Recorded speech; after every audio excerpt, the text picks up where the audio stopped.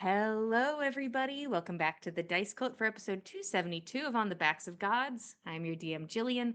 Today we have our players, same as always. We have Kyle, Katie, Josh, and Greg. Mac will not be with us today, but the cardboard cutout of Nana will be carried about. Um, I think I will get into a quick recap and then we can get started. Uh, Last session, you all were encountering Jormungand, the world serpent, the gigantic world-eating snake of Norse mythos. Um, this thing was the harbinger of a Ragnarok that never came to be, and I suppose got a second chance at being. Um, it was summoned forth by a frenemy of yours, Dagwood, who is interested in completing a ritual. Um, but first, Big Snake was kind of the the implication. Big ritual, yes, but Big Snake first, of course. She dies before this ritual fully comes to fruition, but it seems it only needed her corpse, her body in some way to manifest this giant snake of blood and shadow, which is then unleashed upon Skull City, which, shock and awe, is a city inside of a skull. Probably one of the worst places you could put a ginormous snake. Um, this snake began to tear the city apart as it spiraled upwards. All of you, through moral dilemma and feats of strength and dexterity, made your way up the skull to face the snake head on. On your way up, you save people. You end up saving Sindri, also known as the Kiln, who was seen trying to protect some citizens while then being almost crushed to death by a flank of the World Serpent. And you inform him that there are weak points. So you split up. He goes downwards to see if he can find any. You head upwards. And after a bit of separate teamwork, all of these weak points are injured along the spine, and the snake no longer seems to be able to spiral as quickly and efficiently as it had been, which gives you all a chance to go to the top of the skull and face this thing down. A ginormous snake, teeth the size of a house, and you all take it on. First attempting to blind the creature, and after doing so, then attempting to basically bore a hole into its head where the body of Dagwood is situated and seems to be in some sort of connection with the beast. Um, During this time, as combat ensues, and some of you are felled and then brought back, and felled and brought back, depending on the situation. Some of you are swallowed by the beast and spat back up, only to be swallowed again. Uh, but Roshan starts to catch on to some interesting things in regards to the snake, that it is not doing as much damage as it probably could. It seems to be a tighter coil instead of just basically rimming out the entirety of the skull. It is doing more of a tight coil to move upwards and does not seem to be targeting anything in particular. It also does not seem to be at the strength it could possibly be at. And Roshan is aware that the kiln, the power source for the skull, was left untouched, undisturbed by this ritual or the snake itself, meaning perhaps it had another purpose. But you all have to fight nonetheless.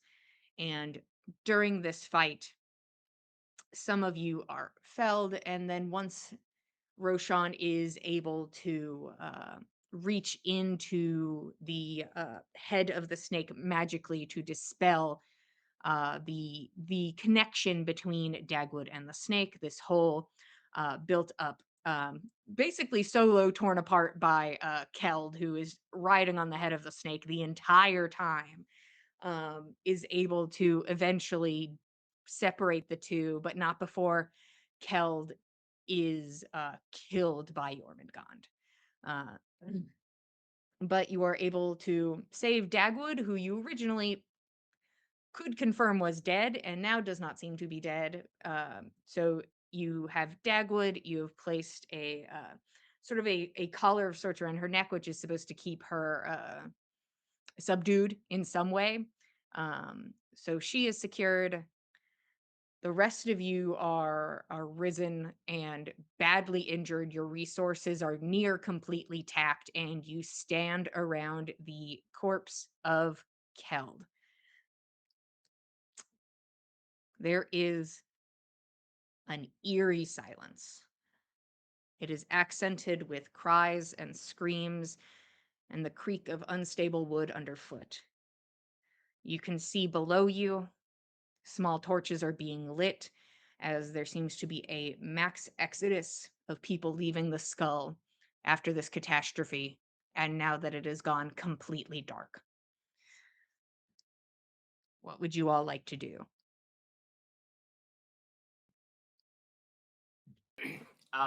Can I finish sending some words to Russ? Sure. Um, I I think he can draw his own conclusions about uh, what this was a distraction from, and Roshan will finish by saying, "Making our way down. Resources are low. Don't count on us for backup."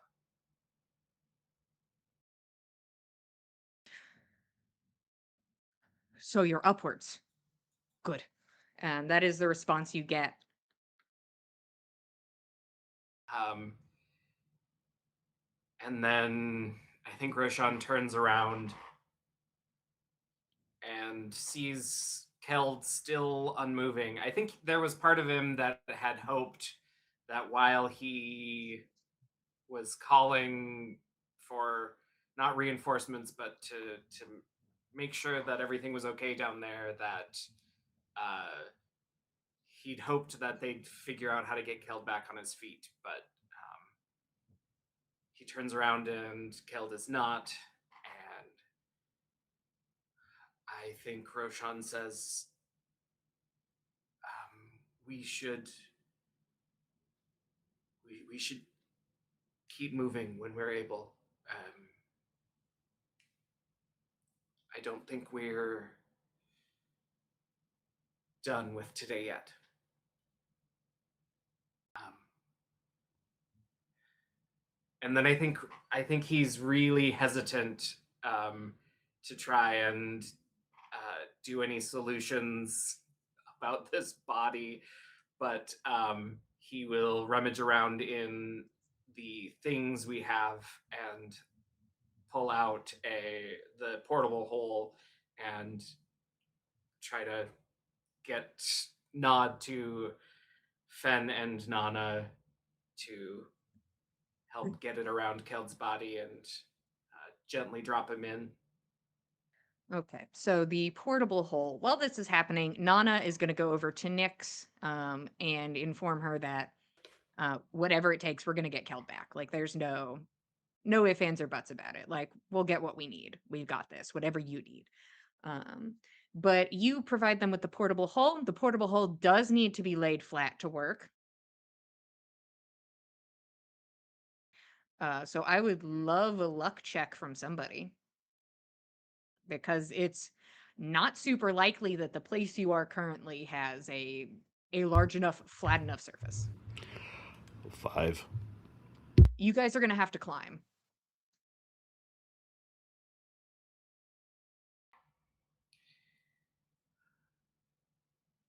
Okay, we'll have to make our way down until we get somewhere flat enough to open this up. I don't know how to move him otherwise. Try to rig something up with ropes and lower him.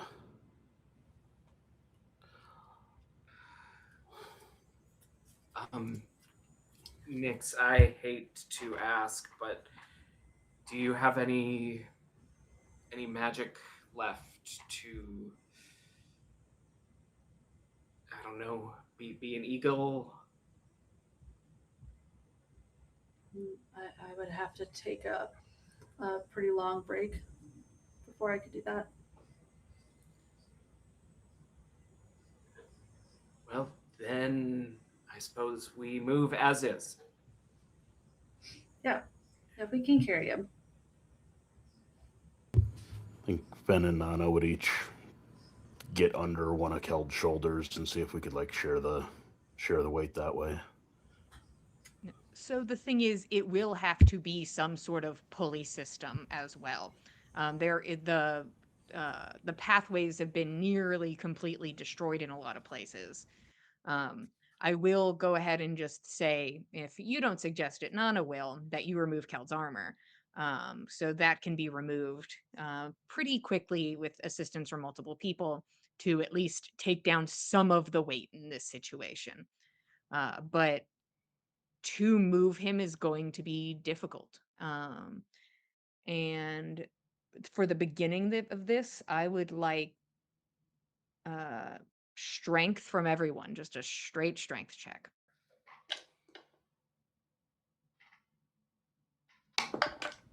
Well, I got a natural 20. She's so strong. 12. I got 18 after a minus Wow. 1. Nana got a 25. Okay. Dang, girl. Wait, She's. hold on. Yeah, I was like, what are you? Just what are you kidding. talking She got about? a 17. I was looking at Okay. saving throws. I was just like, I'm pretty sure most of y'all have a +0 to to strength. that is a +0. Okay. You all begin a tedious mission to find solid, large enough ground for you to put the portable hull onto. While you were on your way downwards, I think actually everybody currently has dark vision, because Nyx cast it upon herself. But Roshan doesn't have it. Oh yeah, you're different now. Roshan can't see shit. Is having actually a hard time unless you guys do something about Oh that. no. Oh no, I don't have the light cantrip either. I can minor illusion something that glows with enough dim light to like give my 5-foot square dim light, but I can't see beyond that. I will say I'm pretty sure Fen still has a Pearl of Power, so we could let me use it to cast Dark Vision on him if we think that's the best use of it. Should be in Roshan's inventory. Well, it's on somebody, and I could use it to cast Dark Vision.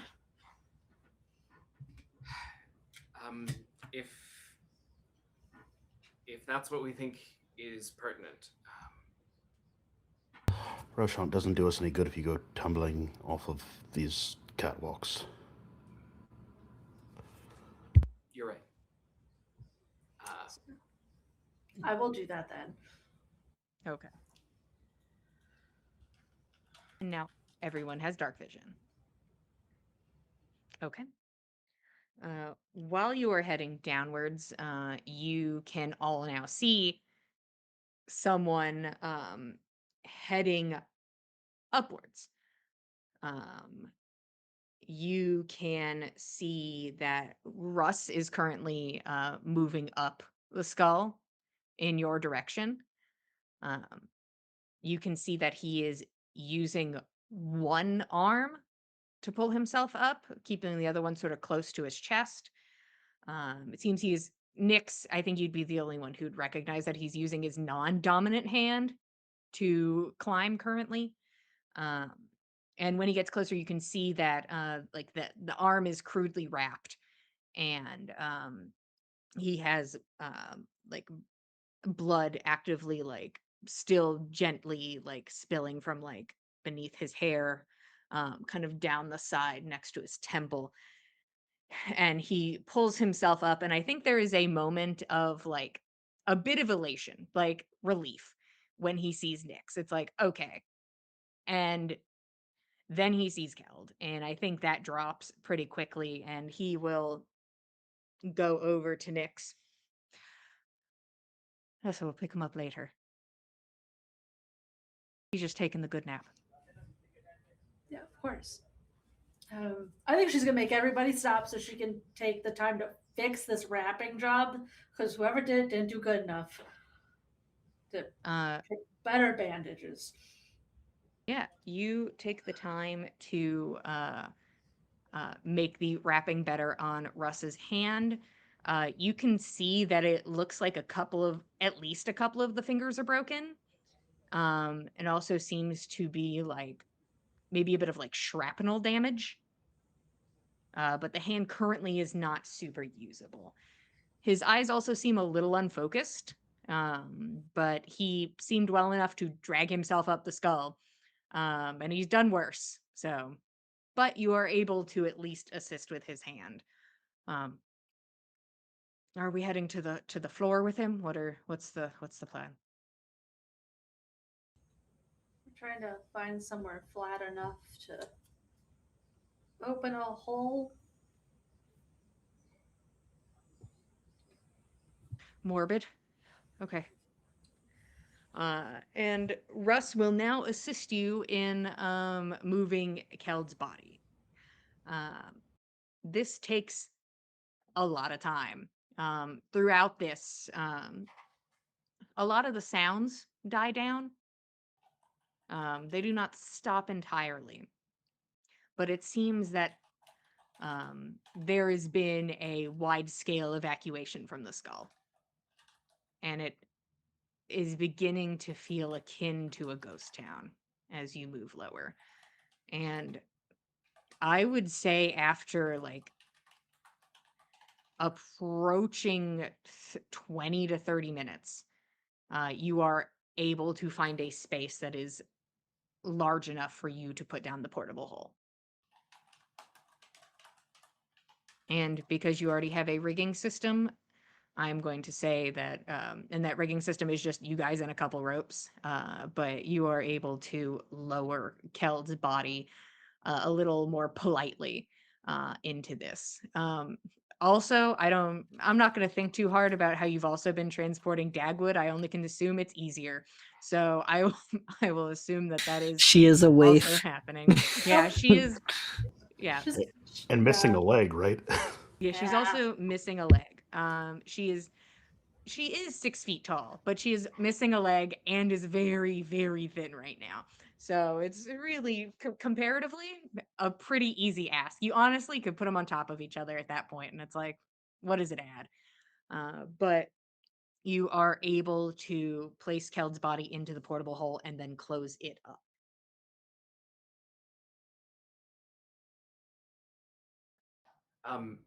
Russ, did you hear anything from the kiln? I haven't seen him. How about the location?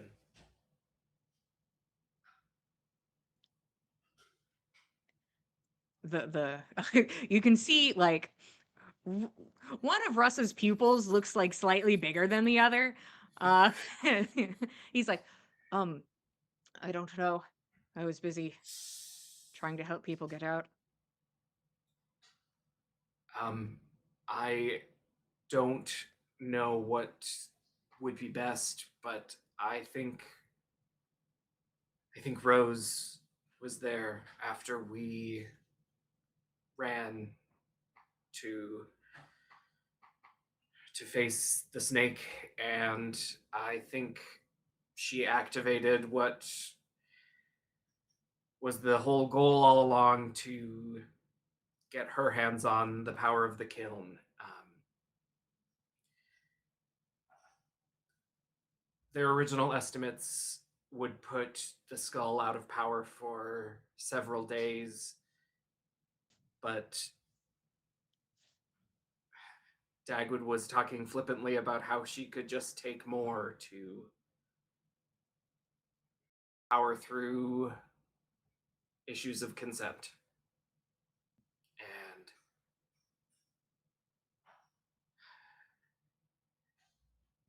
I don't think any of us are in any state to go face Rose down, but do you think we should head to the kiln and see?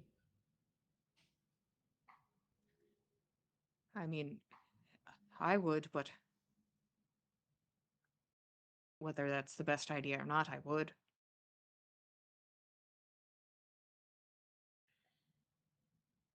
Um, I, I'll come with. We can go look at it. Sure. It's better in a group. Go together. I have to imagine somebody from the city has the foresight to have asked for help.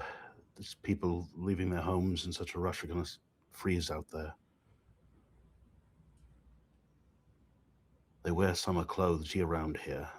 They're not prepared to be out there. If they're being rushed off, someone should send word to the capital, have some Jarl send relief somehow. Tents, blankets.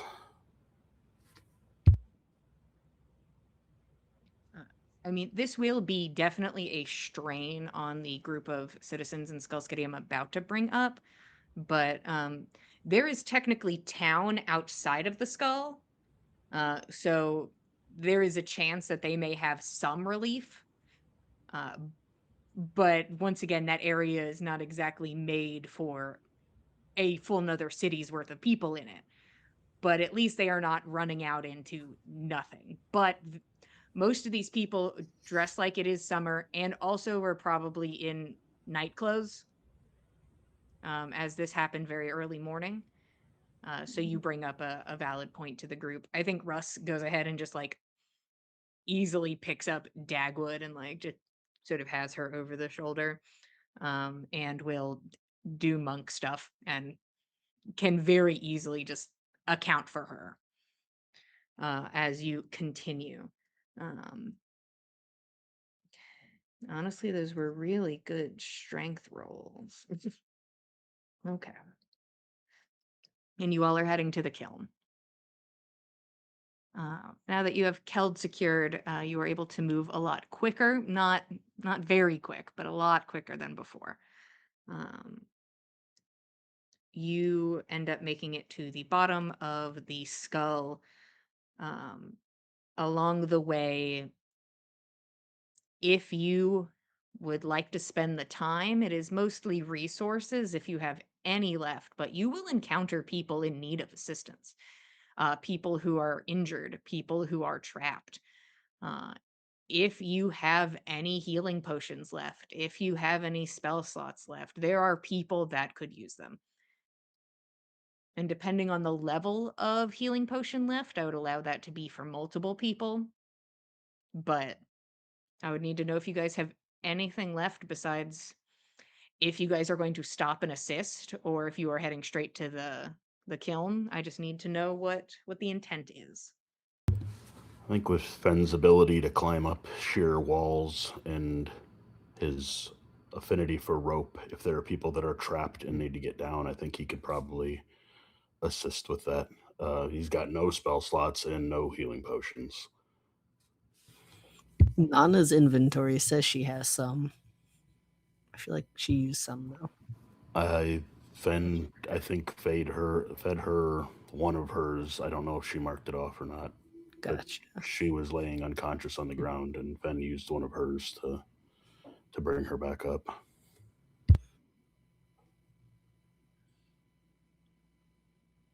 I don't think Nana would hesitate to use all of the rest of her healing potions on people on the way down, so I can mark those off of the master list. Okay. Alrighty. And we'll make a note to have those Yeah. removed.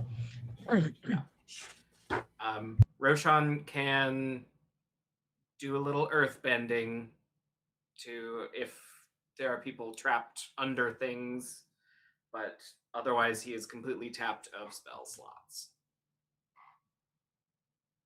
And Nick says nothing other than cantrips. So similar vibe. Since it is dark in areas where maybe other people are trying to help others get out, she could use produce flame to have a held light source in those areas. Okay. All right. This will add to your time as you move downwards, but you are able to assist in moving at least a couple dozen people downwards towards safety. And this continues even when you make it to the floor of the skull, which is um, a, a rubble pile, is the best way to describe it. The bottom of the skull definitely took the brunt. Um, but you are able to continue helping people as you go. And there are some people that cannot be helped, but you push forward. You end up making it to the kiln. And as you approach, you can see Sindri exiting. His golden armor bent. You can see one of his eyes closed and just caked with dry blood. He has the spear gripped in one hand as he kind of notices you and moves in your direction.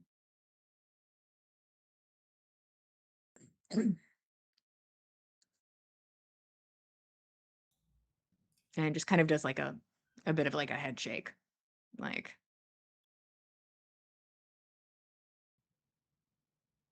Is it the kind of head shake where would he like an explanation of what we know, or is it uh, resigned to what has already happened? it is definitely more of a resigned situation. This is a man that you can tell went down to the kiln and there was nothing to see, you know? I'm sorry we missed it earlier. Um, I think we reacted exactly how Dagwood and Rose wanted us to. We made the right choice. And he will push forwards. He looks like he's heading towards the exit. You see him only stop for a moment as he glances over at the mangled statue of the founders of Skull City, letting his eyes linger on the visage of his father for just a moment before moving onwards, and he looks like he is exiting the skull.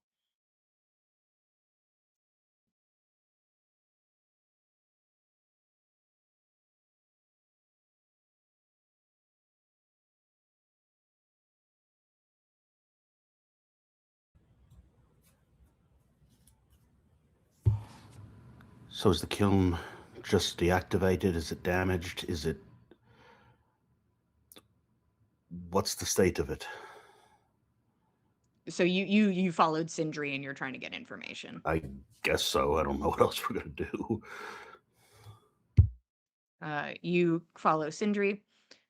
Um, sections of the kiln are damaged, but not in a catastrophic way. But the power is tapped. The reserves are tapped. It will take time to build enough reserve so that the skull itself can be powered. Well, I think we're all aware of the humanitarian crisis of all these people needing to leave their homes, but I don't think that putting power back should be a priority, honestly. If Rose could still pull from it, we don't want to make her any stronger than she already is. Then we will check to see if that is still a possibility, but it is certainly on the list, if not at the top.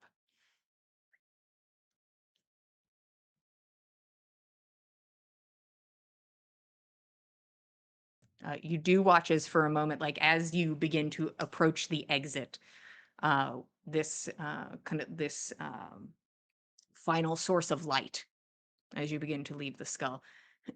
You watch as like Sindri's hand tenses around the sphere, and like there's like a moment where it flexes, and there is like a bit of a strain, almost like a vein in the neck, as he then is able to let go and puts the spear back on his back.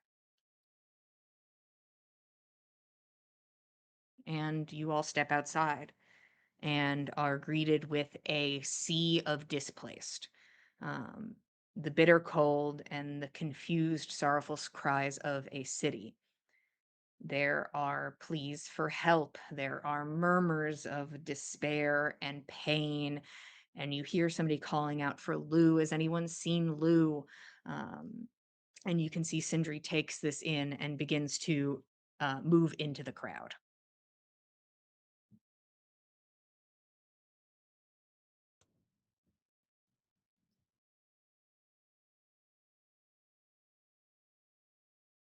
And Nyx is gonna keep following him. Okay. Are you all Yeah, I sticking with think Sindri? yeah, Roshan's brain is probably screaming at this moment, like, what can I do? What can I do? What can I do to help? And I don't think the adrenaline has fully left him yet. I think Fen probably is going through his sack, and he, will pull out his blanket and give it to someone. He'll pull out his tent and give it to someone, just trying to give what resources he has. Roshan, how many people can fit in the mansion? Tens.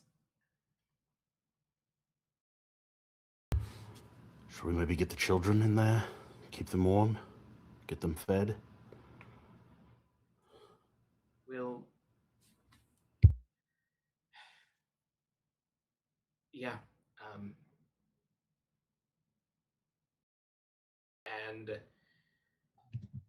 I think Roshan is waiting for a place for us to stop.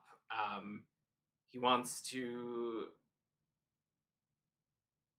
It feels like there should be some logic to where we do this, and maybe that's just him being in shock about what just happened. But I think he's waiting until we. I think until he sees where Sindri is going. Okay.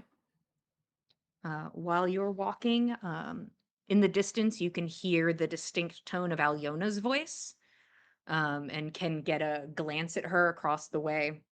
It looks like she is sitting in on it like on a box with a very tired looking family, and it looks like she has like a child like asleep against her chest, and she seems to be talking to them.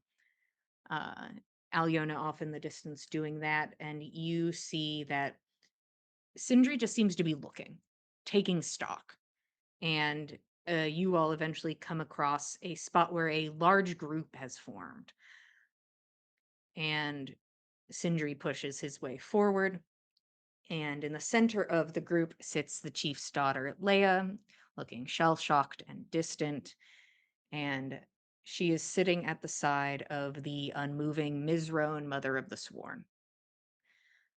She isn't wearing her golden armor. She is dressed in hardly more than night clothes, now stained with blood. There is a heavy gold trim shield and sword at rest next to her. Her hands are cut and bruised, visible splinters in the skin, and she looks peaceful. Peaceful amongst the murmurs of thank you, and she saved us, and citizens stand by her side, thanking her for their lives and the lives of their families. Families that you learn as you approach, as people tell their stories, that they were carried out under that shield until it could no longer be held. Sindri leans forward over Mizrone and gives quiet respects, resting a hand on hers before removing a necklace from around Mizrone's neck and placing it in his pocket. He then goes over to Leah and squeezes her shoulder and says softly, "The chief?" And she shakes her head.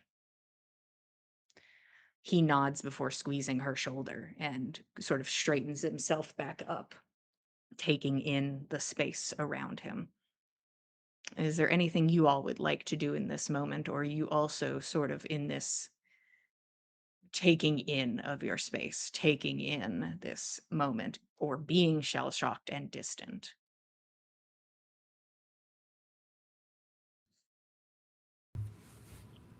I think something dawns on Fen, and he's gonna try to get Sindri and the group to the side where they won't be overheard by people that are traumatized enough already. With the kiln down at the moment, what does that do for the timeline of all the dead here? Do they need to be burned quickly? That would have been our first priority, yes. If I was doing an order of operations, it would be that we go in for trying to find the living and retrieval, and also body retrieval. I just don't think these people need their neighbors rising up at this Uh, point.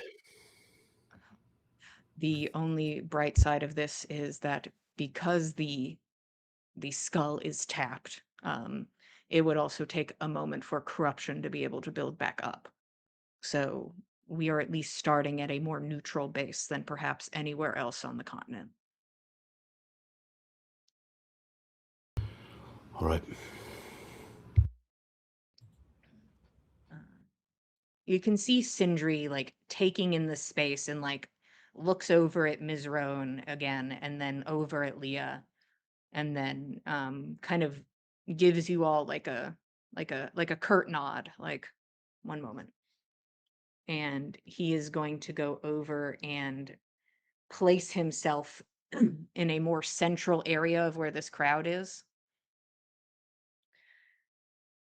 Skull City, and his voice rings out, kind of cutting through this quiet murmur of despair. And he garners their focus.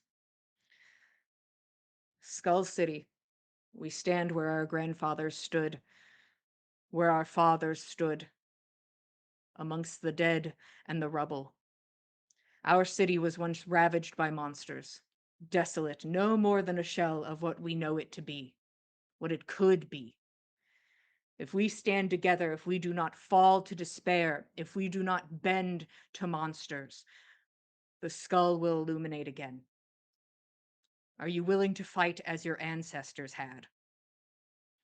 And you can feel like a little shifting beginning in the energy of the space. And he is going to reach a hand out to where Leah is sitting and like extend his hand towards her. We followed your grandfather past the teeth once before. And still very like seemingly like very out of it, still very shocked, she like takes his hand and is pulled up. And he will raise her hand. Your chief and your heroes, and he will motion to your group. These heroes defended Skull City, only thinking of the regard of her citizens. And there is just an immediate shift in the air. Something changes. This oppressive sorrow bleeds into something that almost feels electric. Like the first spark of hope in this moment. Through the city's current and rising new leadership, they begin to plan how to deal with the destruction. You watch as Leah and the kiln come together and begin communicating. It seems there's a couple other people that begin to step up and do their best to sort of take a leadership position to try and help their neighbors. It looks like they are going to designate some people to start taking the non-able-bodied members of the community and start going more into the outskirts of Skull City, into that community to find shelter and start working there. And that the able-bodied will go back in and start looking for survivors and retrieving bodies. People step forward to help very readily. people seem motivated to do so, or at a loss of whatever else they could possibly do. You can see that Sindri also pulls, like, there's a few people that have like tasked themselves with like going and finding people or gathering things and doing those sorts of tasks. And Sindri asks if this person can go and find people that work on the kiln, like as many of those people as this person can find. So those people are also being looked for. Um, from what you have heard, at minimum, the mother of the sworn and Chief Hollister have both passed. You have not seen the chief's body, but Leah says that he is no longer with you. And people start working. People start pushing forward to help and reclaim what is theirs. This is where Skull City started, and they're willing to start again.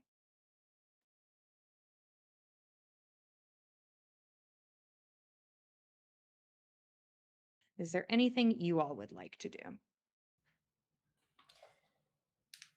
I think when Sindri says your chief and your heroes,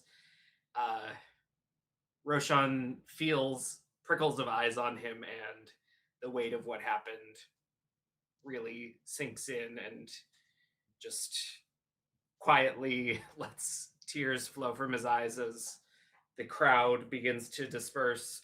But I think he would try to get an impromptu like census / missing list going, just to see who is among the living and who is among the dead, and just start using his skills with organization and intelligence to give people what solace he can. Okay.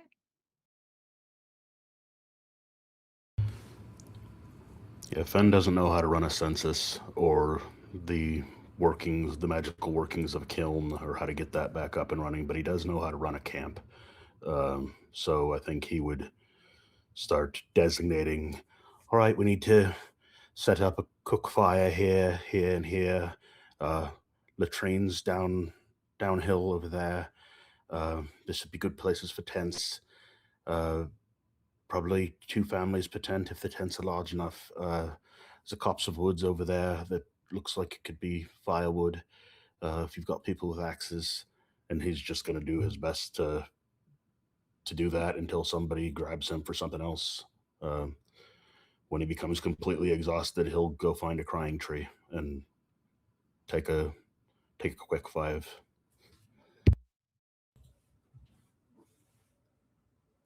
I think Nyx is was not listening to Sindri's speech and was just looking for things that she thinks she can do as a distraction. And once people started moving, looked for like basic medical things she can help with, like because she's pretty good at healing and bandaging wounds and taking care of health the good old natural way without magic. And would have started wandering off almost immediately. Okay. And if I can get a short rest at that crying tree, I'd love it. If you're willing to take 30 at the crying or 60 at the crying tree, by golly. Yeah, once there's no immediate work to be done that Fen thinks that he's suited for, he'll take 60 at the crying tree and bandage his wounds so as not to be on the precipice of death.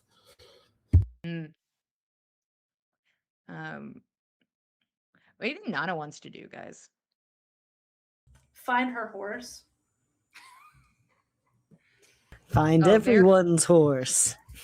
And actually, that's a pretty achievable task. It seems that the boy in charge of the stables was like, I got this. I have one job. And there's just an area where there's a bunch of horses, Nice. including Thick Biscuit, who is fine. Best damn stable boy. And then I think Nana, I'll go ahead and say I'll send her inwards. She's going to join the teams and going to find living or body gathering. So she'll head up. That seems right. You think so?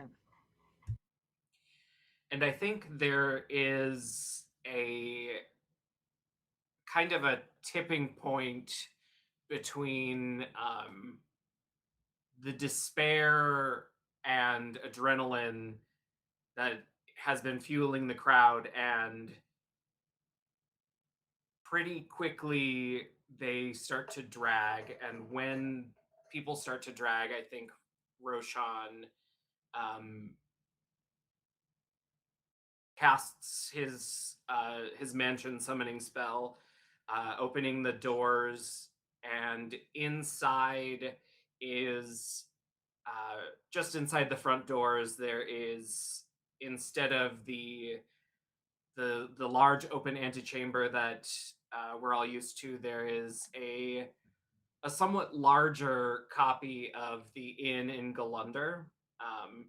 It's got long rows of tables filled with food, buffets set up for people to join in, um, and then on one wall there's a room for a communal shower if I'm sure people got dirty in the escape, the flight from Skull City. And then there's also some beds set up in bunk rooms if people just need to take a break and get some sleep for a while.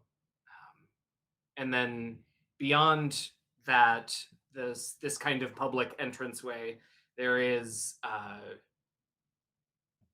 what you all would recognize as a door that doesn't seem immediately obvious as that, but that would lead to the more normal mansion spaces, such as all of our quarters and spaces.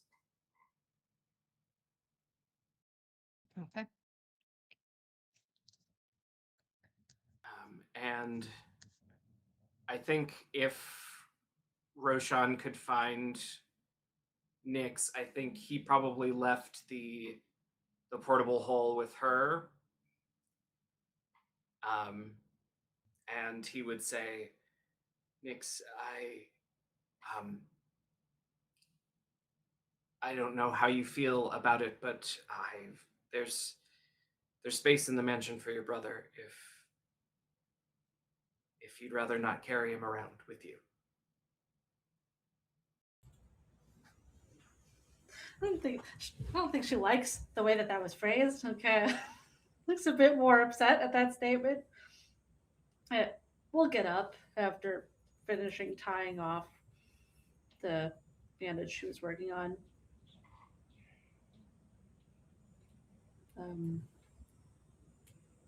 We can take him in there.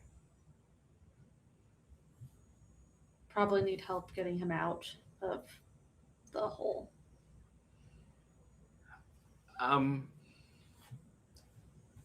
I actually think we can handle it. And we'll lead her past into our regular space, and there is a little glade of trees that is lit by candlelight, but has a soft blanket of moss and little wildflowers dotting the surroundings. And out of the mist of the ceiling, I think Roshan conjures a pulley, and then we thread the rope that is tied around Keld's shoulders through it, and we're able to hoist him out.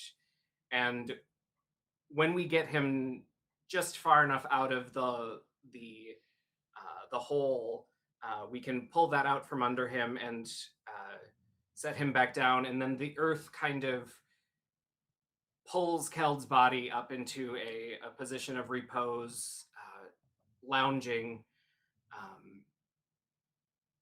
and Roshan says,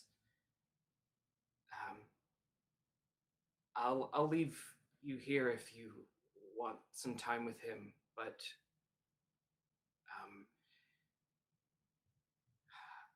I was going to just make sure that he gets cleaned up. And what do we do?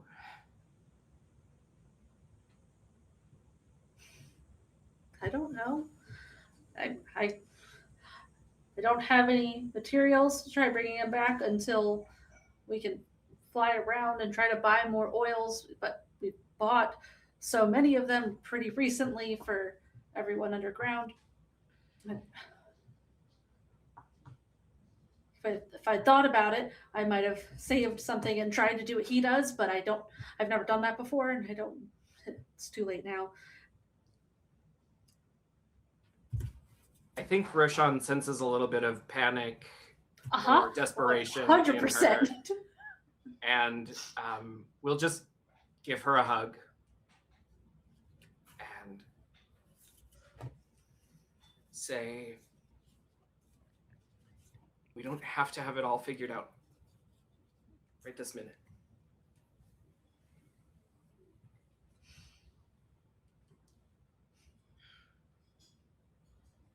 I might and stay long enough to take a break, and I could take the time to do that ritual version of keeping his body safe.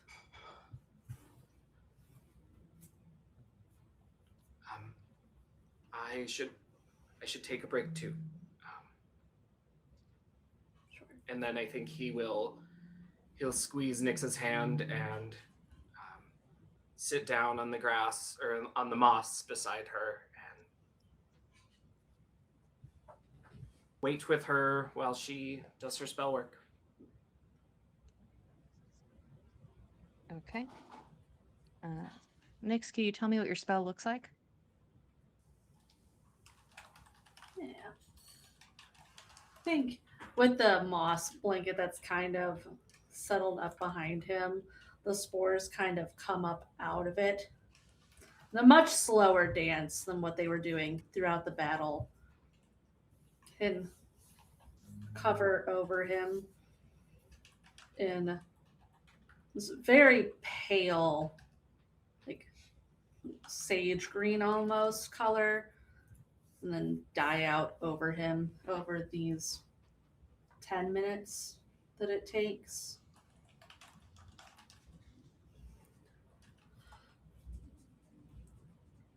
And then I think she's gonna grab her sickle and cut a piece, the longest piece of his hair that she can find, and is gonna sit down next to Roshan and immediately start braiding it into her hair, because she's not leaving here without a piece of him. You could take his whole little braid.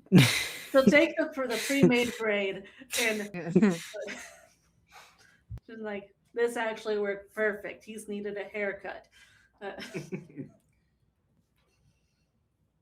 And we'll sit down and add it in to the side that already has the other braids.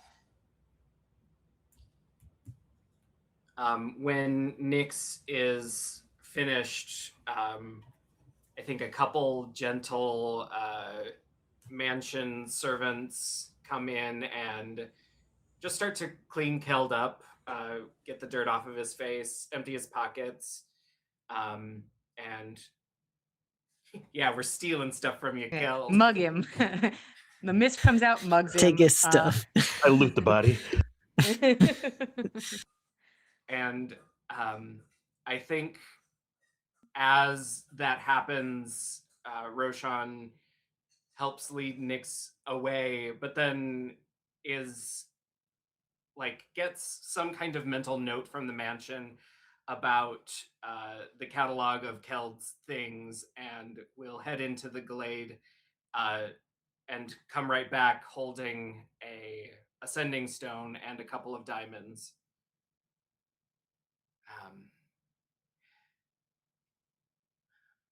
Do you think this was for Thor, but do you think Gressa might be able to help?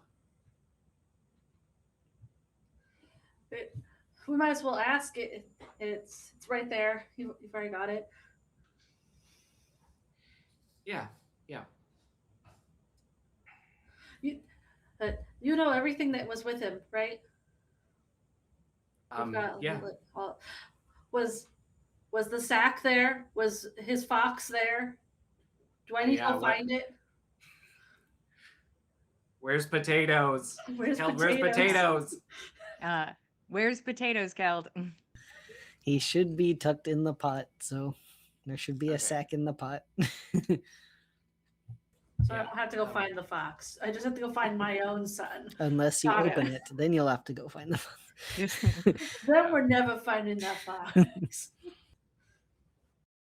And then Roshan has a sending stone, and I think he builds up to it a handful of times. But how do you tell a woman that her boyfriend is dead?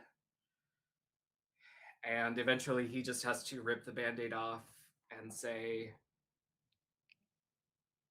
Thor, this is Roshan. Tragedy at the skull. Hilt didn't make it. Is there anything you can do to help? You or your friends? I think he'll leave that last one empty. The unspoken toodles.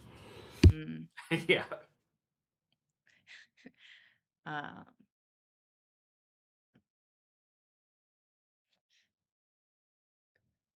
Shit, first time, I guess. They sound devastated. This is said to somebody else off camera. Yeah, if you can't do anything about it, we certainly can. We'll be there later.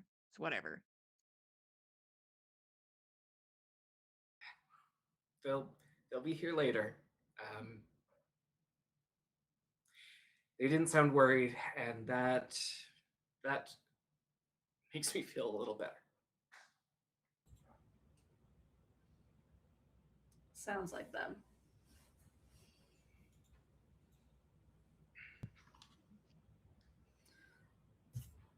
Do you need anything else from me? I have to go find Goose.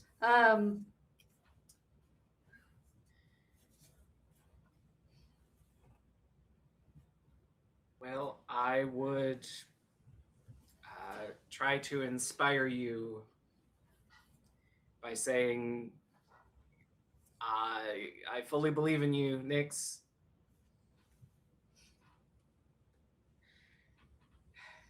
There is no bardic inspiration conferred with this vote of confidence. Not even the feeling of a fake one. All natural. These are all natural words of affirmation. Thanks. I'm just gonna leave him. Okay, so Nyx, you're gonna go find Goose. I have to go look for him. Okay. You are going to head back into the skull, and before we take our break, we need to talk about the destruction of Skull City and what still stands. So we are going to roll for all of the named locations in Skull City to see if they are still standing. Just so you are aware, I will be asking for numbers. I will not tell you what they correlate to. I will be asking out of order on this list, and then we'll read it back to you in a different order, so you will not know which thing you rolled for. But we'll start at the top. Kyle, roll me a d20, please. 4. No reliable talent to add to this one. I don't have reliable talent for named building. Katie. 11.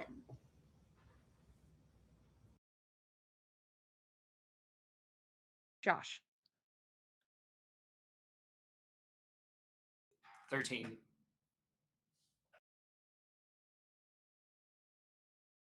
Greg. 14. Greg as Mac. Oh, it's me, Nana. There we go. 12. Okay. Kyle.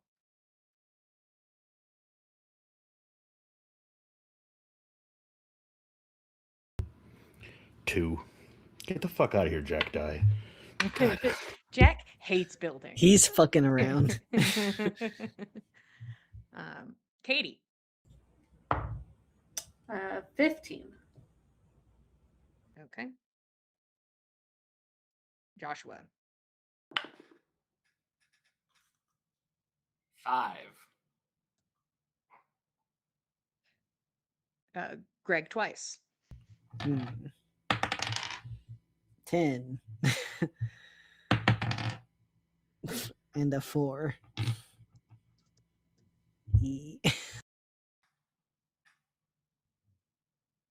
I hope that's a shed. I put in some random things in there just for fun. The Kyle. spooky alleyway shed again. Yeah. Terrible alley that we hate. That is a much better 18 with the Fen die. We're keeping this one. Okay. Katie. That's a 5. Joshua. 10. And this worked out. 2 from Kev. 2 from Greg, please. We got another 13. Oh no, and another 4. Fuck. Okay. Sheesh, I will- Cockney Nana is rolling bad. Yeah, Nana really not Eh. pulling her cardboard weight around here. Okay. So let's start with homes. There is some damage to Sindri's home, but the house in and of itself has not been destroyed. Nix, you would be very, very aware that Russ's place is destroyed. So you're like, all right, now I have to find my fucking son. So you're on the hunt for Goose, but you are very keenly aware that his place was destroyed. Okay. You also see that probably easier, I guess, to just tell you what was destroyed. Nix, as you move through the skull, and Nana, both of you together are able to come up with a synopsis. But it seems that there is an area that Nana visited before where Bitters and Bombs was, the place that she had seen some information on Rose.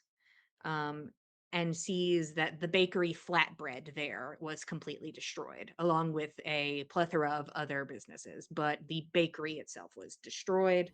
Flatbread was flattened. Flatbread flattened. Damn. Rip.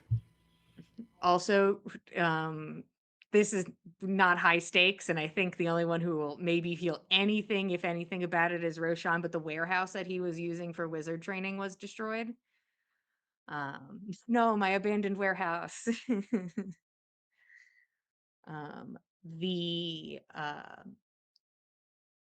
The armor and weapon shop Helmheim was destroyed. Tinker and Toy, the toy shop, was destroyed. The inn, the Fearless Hog, survived, but its counterpart, Bone Spur, did not, as it was at the bottom of the skull and did not have much of a chance. And the aptly named government building was destroyed. This in line with the fact that perhaps the chief not surviving, perhaps he was there, perhaps not, but the building itself was destroyed. Everything else, there's nothing that like really missed damage. Everything probably got a little something, but these are the ones that were just completely destroyed. And that's where we're going to take our break. Thanks for being here. How about you go get a snack and a drink, I guess, and we'll be back in 10 minutes.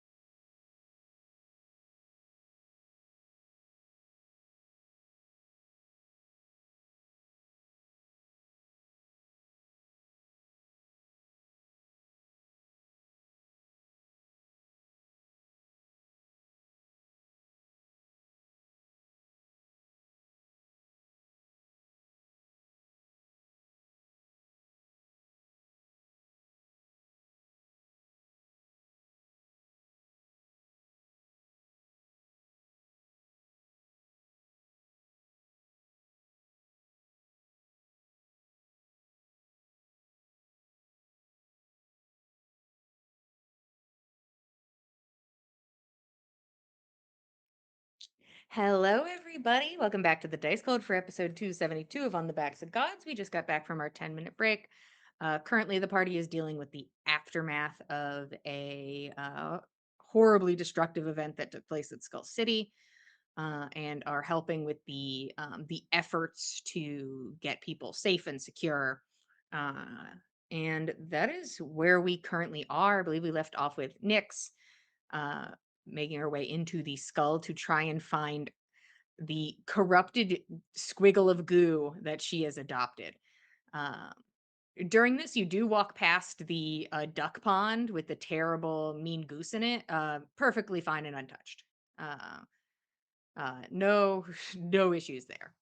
Untouched by any damage whatsoever. Perfect. You get to Russ's place and see that it is completely destroyed, like taken off the map, kind of destroyed. So I'm going to need a perception check and an investigation check. Well, we're good at one of those. Perception. We're good at maybe neither of those. Well, okay, I do a plus 11. So dirty 20 Okay. for perception. Investigation. Oh, okay. So we'll roll a natural 20, and so that'll be a 19. Okay. You begin the search, and the first thing you are trying to figure out is, where is Russ's house? That's the best place to start. Where is it? And you are able to locate where you think it has fallen, where you think the majority of it would be, and are able to move down into that area. Can you tell me where you think you find Goose as you stumble upon him? Honestly, easier than you expected. And he was always just put into large container of some sort. Mm-hmm. And I feel like large container somehow manages to survive the fall and just ends up upside down, kind of like cat caught in laundry basket style. So Yeah. it just sort of kind of twisted itself in the thing and is like, well, okay. And then this just corrupted goose snake just chills there. Unharmed. I'll get him out. He can exist across her shoulders again. Yep. And Goose has been saved. Goose and Thick Biscuit and Potatoes all accounted for. Jenny was there for like the whole thing. Jenny, I think, just got to experience all of this and was like, shit, this is crazy. This is wild. And anytime Fen got swallowed, she's like, nah, and then would fly out and just wait casually. And then be like, okay, he's back. Perfect. But Jenny is also fine. Is there anything else you want to do, Nyx, after Goose is recovered? I think she would just start trying to help people or start getting bodies. Just stay there and do that rather than going back. She's still sad because she gotta be alone unless people come make her not be. Okay. I'm sure you and Nana will end up crossing paths and are able to assist each other on these jobs. Anybody who is hanging out in the general vicinity of the mansion, it seems Aliona has designated herself to child wrangling and has just been arriving with gaggles of children or like very injured or very elderly, and has been escorting them into the mansion. She seems pretty neutral in the face, does not seem shell-shocked or incredibly bothered, and if she is, you just can't tell. But she currently is assisting in helping gather people and bring them to safety. Is there anything else of note, or is it like, this is our day? We're going to do the things we need to do.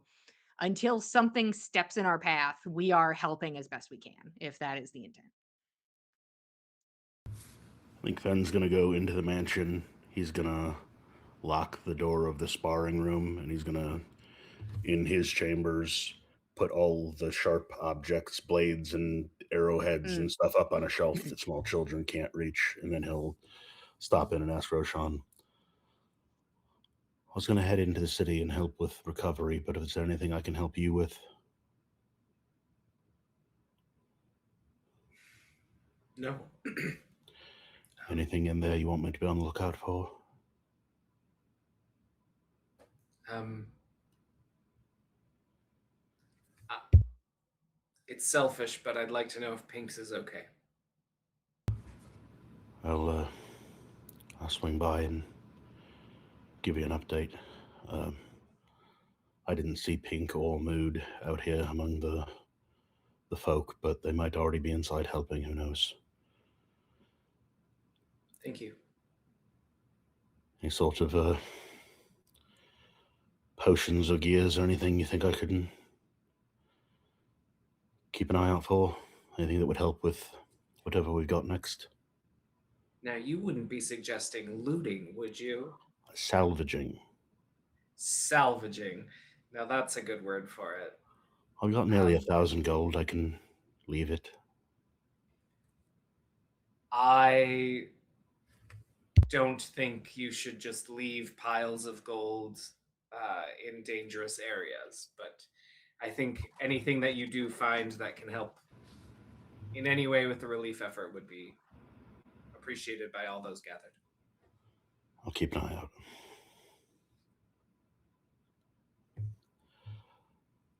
I'll see you tonight.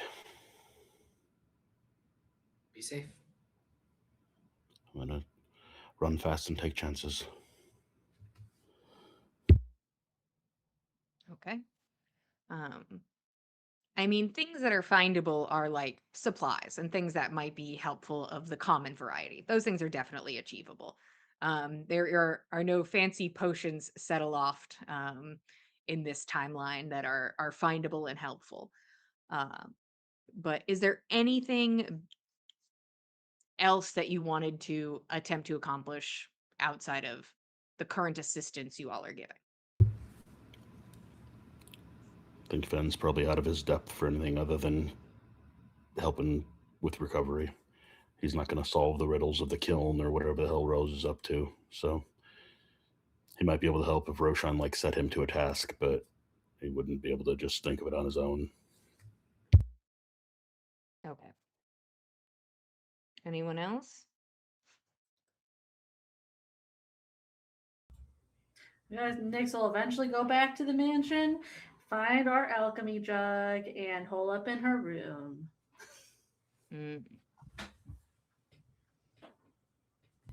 Nick, stop drinking all that milk.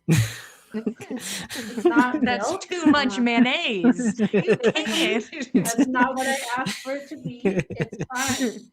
That's too much mayonnaise. No, not a gallon of poison or whatever it is. I start drinking poison just to glug test. glug glug. I'm just trying something out. Just to feel something. And you don't. Damn it.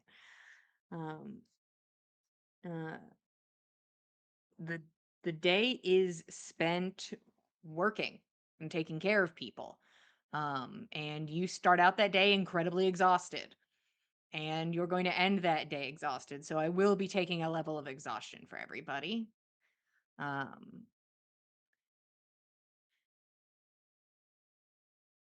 At one point during the evening, probably when everybody is at least reconvened into the space, you hear like a knock on the personal door of the mansion. So there's the door that leads to all y'all's rooms, and there's just like a solid rap on that. I think Roshan is probably the one who would respond first and would say to the mist,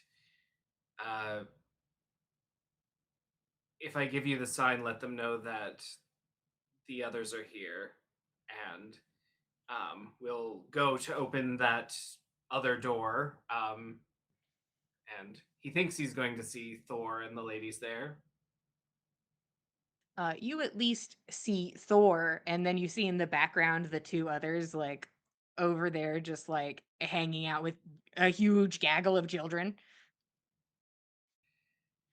And Roshan will give the mist a sign, and a I think just like a handwritten note in Roshan's handwriting shows up in front of Nyx and Nana and Fen, um, saying the girls are here.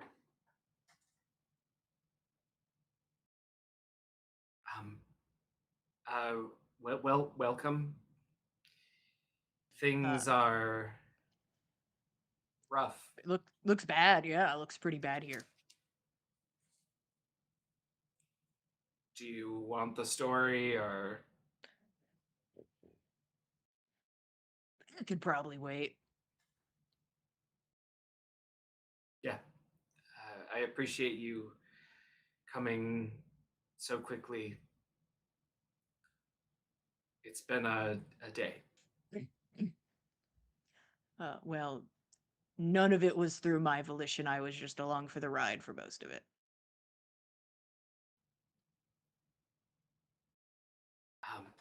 Well, I suppose will Gressa be handling the?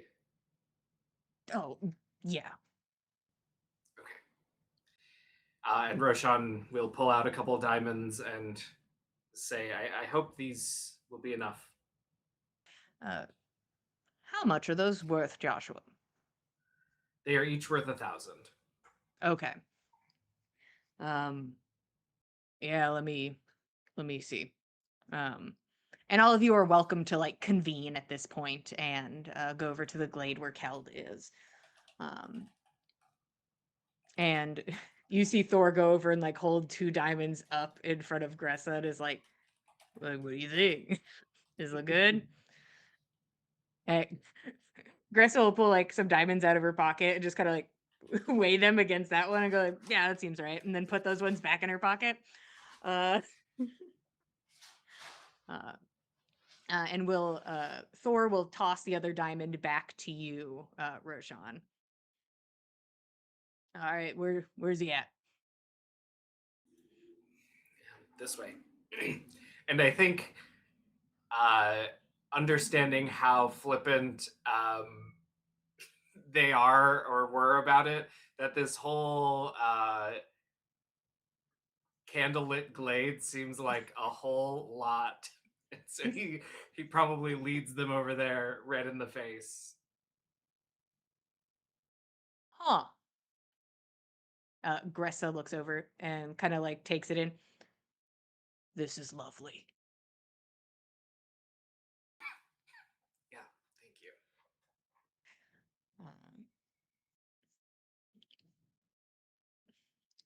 you. You can see Thor looks like a little uncomfortable, but I still think is like leading with that demeanor of like, yeah, this happens.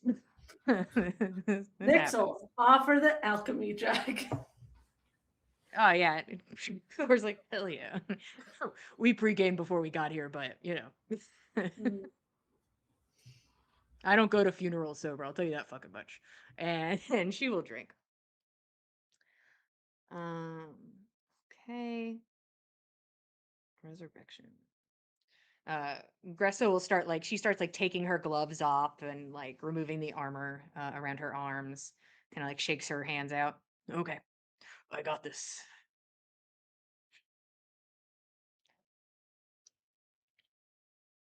Maggie, you can see like is kind of like crouched down and is sort of like sitting on like the toes of her feet and like is just like kind of watching. She's like, I love this. It's really beautiful. And she will go and kneel down next to Keld.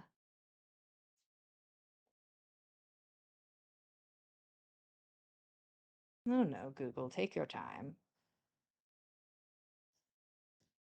Okay. Kneels down next to Keld, starts taking in the body, and then nods and stands back up and is going to begin the ritual. And you see that the first thing she does is she takes the diamond in her hands and it almost just collapses. Like if it was just like a ball of dirt, just turns to glitter in her hands. And she begins spreading it out through the glade. Um, and it seems to just intensify the energy of this space. Like it is a palpable feeling, this beginning to cast of resurrection. Um, and just the air begins to feel sort of like heavy, but not in like a not in an uncomfortable way, but you're just very aware of the every time you inhale, the touch of the air against your skin. You feel as if you were encased in something deeply profound, and you can feel it over every inch of your body. The beginning of static as she moves through the space and then will kneel down next to Keld. Uh, anyone is welcome to join.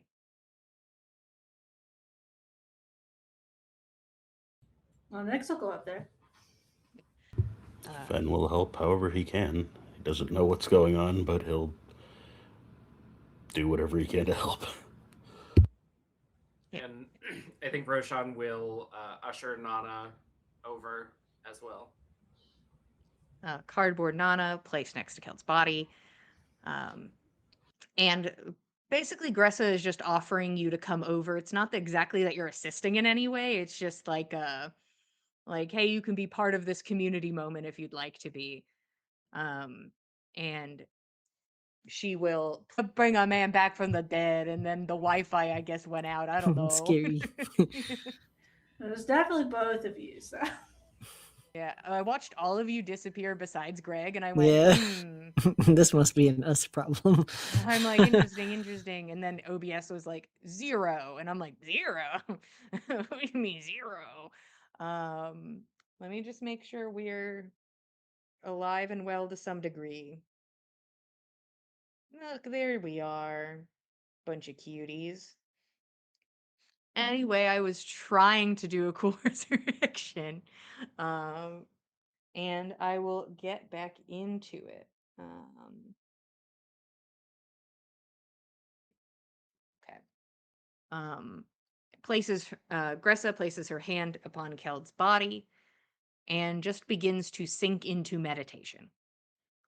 Just quiet inside of this space that she has created. And you guys will sit there for a while. Maggie looks on enraptured, and Thor watches, but like not in that like astounded kind of way, like in a almost like a I know this takes a long time kind of way. Almost more like if this could be quicker kind of way. I've But been here we'll before. yeah, she's been here before. And time begins to pass. Um and it's hard to, I think, keep track of time in this space. Nyx, I think your hand has found its way to Keld's as you sit in this moment. And then you feel the grass like shift as if like a stiff wind blew. And then it's quiet again as you can feel energy beginning to move up from this false earth. Something that it looks like Gressa is pulling up and like into Keld's body. And you can see just these glistening pieces of diamond begin to move across him as she takes a deep breath.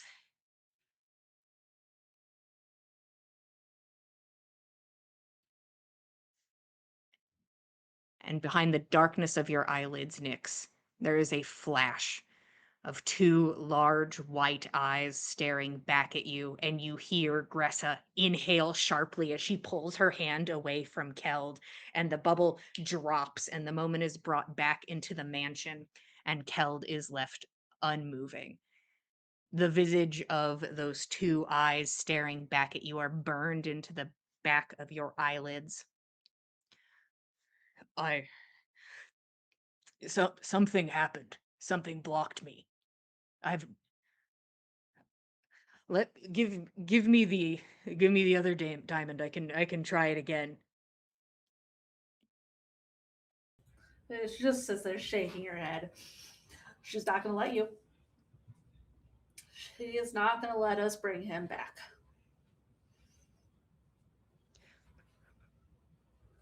Who? I think Fen kind of like props himself up and like gets to his feet with his bow. Ladies want to help kill a hag? Thor seems to be kind of like there is like a settling confusion.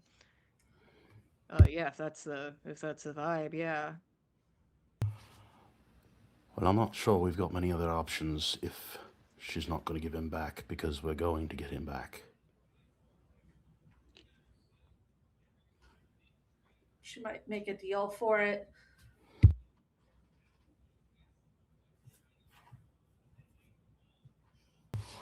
I don't like her deals. I'm tired of her.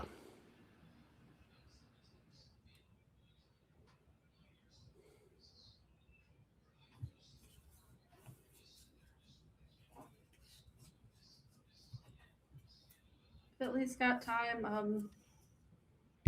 Just have to get to water and we can probably reach her. Or sort of.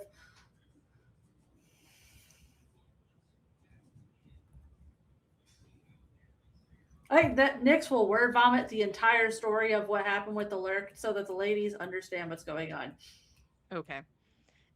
And Nyx, you got to watch everybody's deals.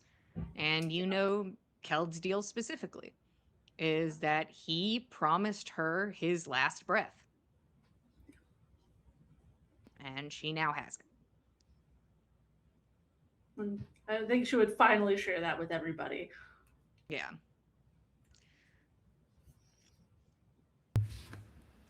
Well, it's not his last breath. She's making it his last breath.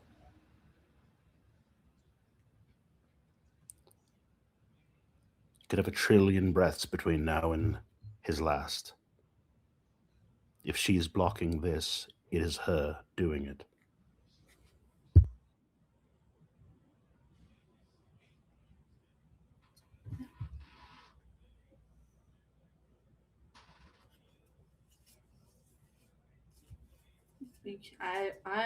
I'm willing to go try to talk to her.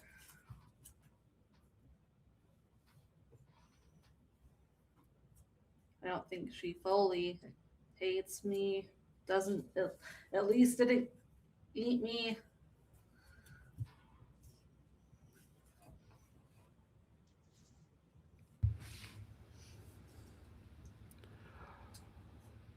You can talk to her without going there. Maybe I don't really know. I mean, I just saw her eyes.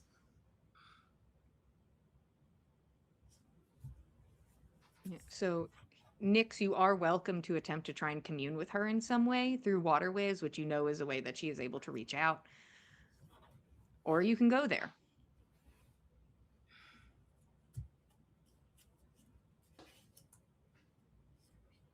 Yeah, I could, if you guys want, I could go try to talk to her now, or I could go there tomorrow.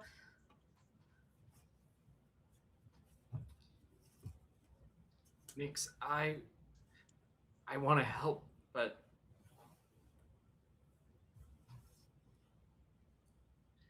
I don't know what to offer her. I owe you both so much. But honestly, dealing with her scares the shit out of me.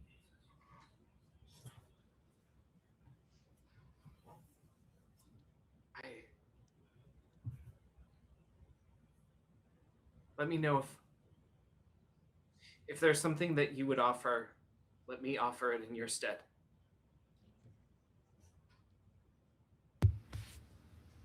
No. I owe this one. I didn't make a deal last time.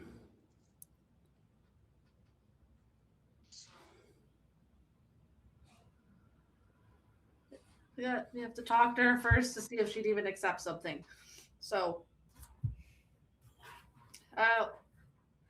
There's a river close by that Keld found me at when I came back.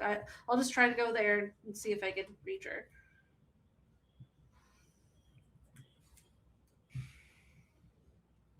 Okay. You should rest first. I think we had enough time for a short rest while Short waiting. rests probably occurred. I'd be I willing to can- give those out. I can have taken one of those and not be at 15 hit points. Yeah. That's like a lot of health or something. Probably.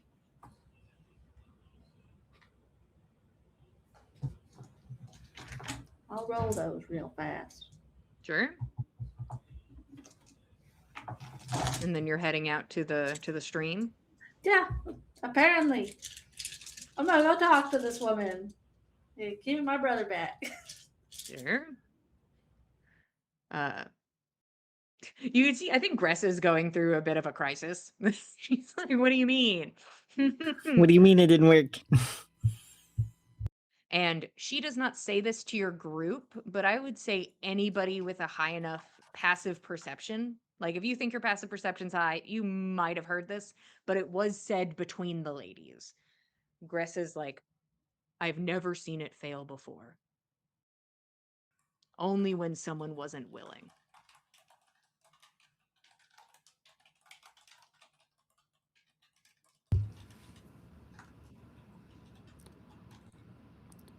Keld would be willing to come back. This isn't him. They they kind of turn like our triangle, but they like nod and accept your answer.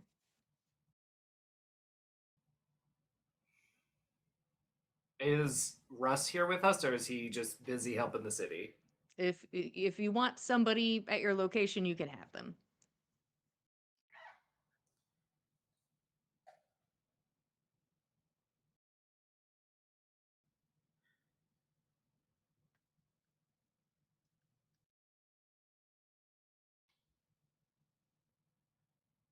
Are you speaking to Russ, or are you just asking for for clarification?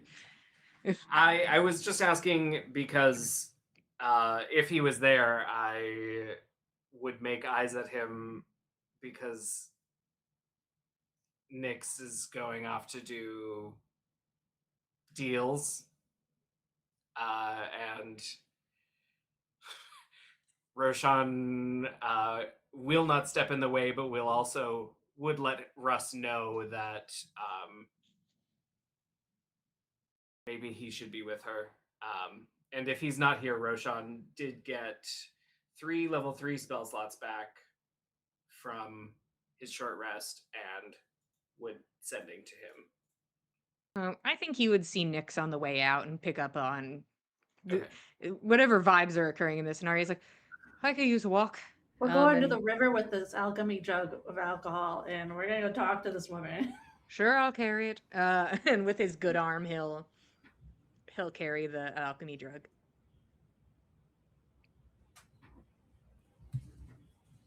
Okay.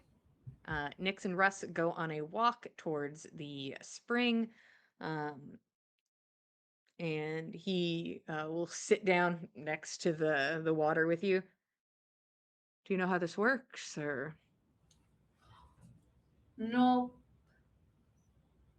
Last time when I showed up, Keld was covered in water, so I assume I have to get into the water. All right. But like, at least I can't drown. True. It is cold, though. That's normal, I think. Do you want to? I mean, whichever you prefer, but should you take your clothes off, or? Maybe like I take the armor off at least to start. Mm, I feel like Hey, we hun? could set up a fire, and then I could take the rest off, and we could put it by the fire so it's warm afterwards. that makes sense. I will tend the fire. Russ will set up this way. He's like, all right. Nix, tell me how you are going to attempt to do this, and then tell me what you think you would like to roll for this.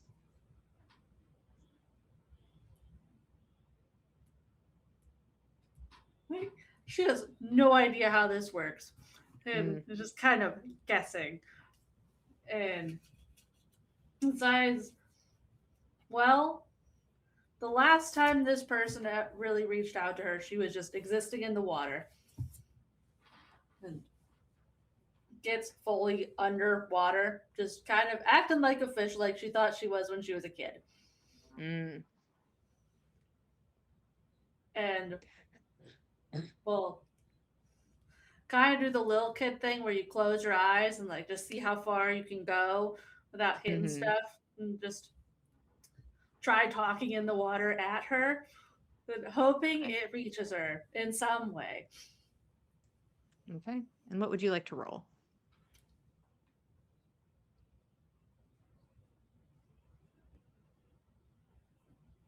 Ah, gosh. I think the answer is all of the things that I would roll have a -1 to them. Yeah.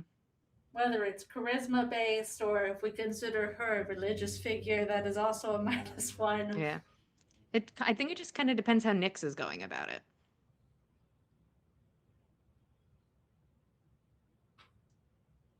I think it's more of a charisma thing. Okay. So go 'Cause- ahead and roll me persuasion then. This is like her unofficial stepmom. It's true. She Who did doesn't- vaguely raise you in, She I don't know if did, that's the right word, but she didn't, a once little again, bit. didn't eat you. A little bit. And tried to be And- nice and cry like her mom did. She did. She tried to imitate your mother's voice, which was just her sobbing hysterically. And she's like, "You like this?" So there's a part of her that likes me. That's the answer. Mm. Could Okay. go wrong. That's a solid 12. Mm. And because you have a level of exhaustion, would that be with Oh, disadvantage? you're right. Hold on. Mm. No, the 12 is the better. Is that the one? I rolled a 19 on the other Okay. one. Yeah. Okay. I think you stay in the water for a moment. You could stay here for a bit, especially just in general, because you don't need to leave the water to breathe. But it's the cold that is the issue, and you just sort of have to fight back that sensation. And once the numbness sets in, it is much easier to stay there. And you are once again unaware of time. Your eyes are closed, and you only can hear the garbled sounds muffled by the moving water. And behind your eyelids, you can still see the faint outline of those two eyes staring back at you. And with your eyes closed, you stare back at them.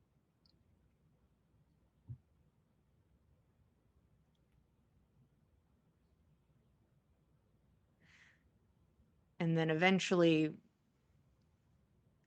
it feels nothing, like nothing is happening. And you open your eyes and look up at the sort of distorted, warbling world above you. And it does not match the one you had left. You are staring up from below the water at what looks like the brushwood. And there is a large looming tree. Objects dangling from it, bones, pieces of armor, rocks, bits of pottery, fabrics of a million different varieties. A tree that you know sits near the center of the brushwood, presented to you as you blink and then are looking back up at the exterior of Skull City where you had left.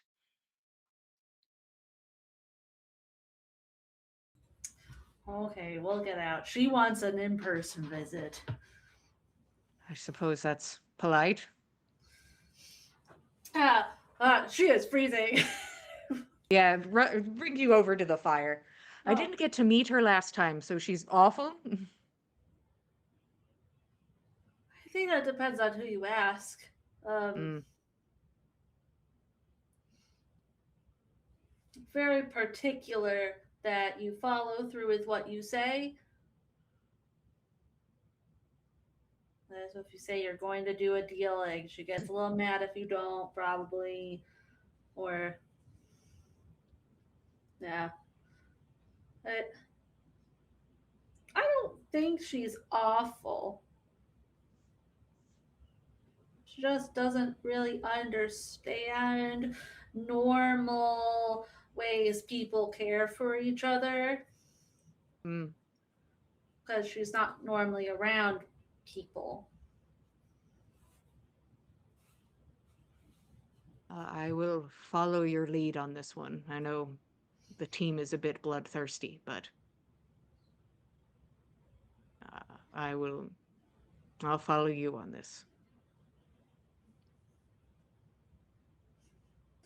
Just don't know if doing something like that would make a difference. Mm.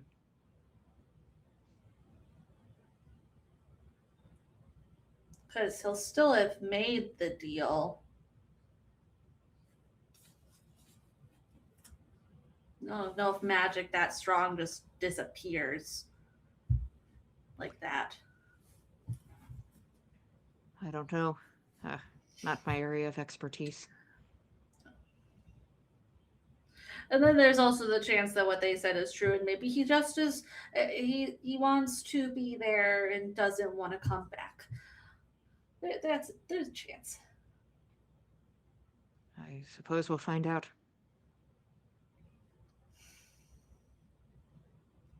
Yeah.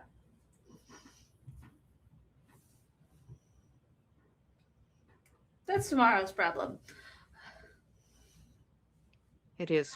By the way, your house is gone.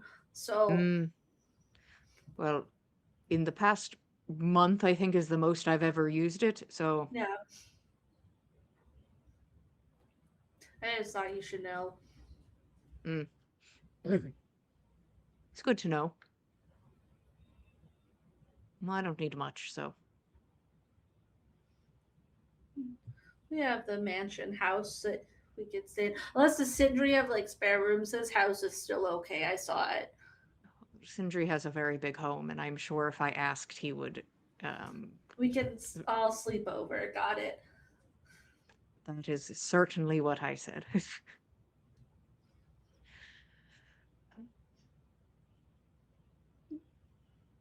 It's tomorrow's problem.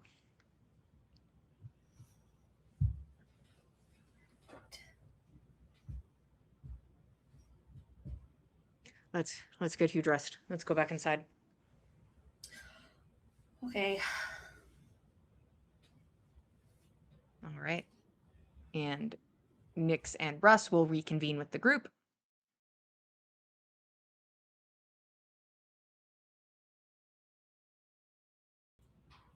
She'll let him know. So we, or at least I, have to go talk to her in person.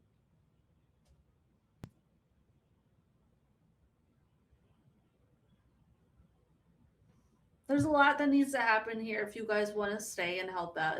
Russ and I can go, and I think taking Russ is a terrible idea with what happened last time. well, The brushwood just seems to have such an effect on him compared to others. Well, he was in there for days. Okay. Hey. And you all lost your mind except for me and Keld. I don't remember a lot of it, but I only can assume that I did things with dignity and grace the whole time. We had to turn you into like a turtle to get you out. Yeah, big guy, full of dignity I- and grace. Was I a dignified turtle? I think so. I accept that, thank you.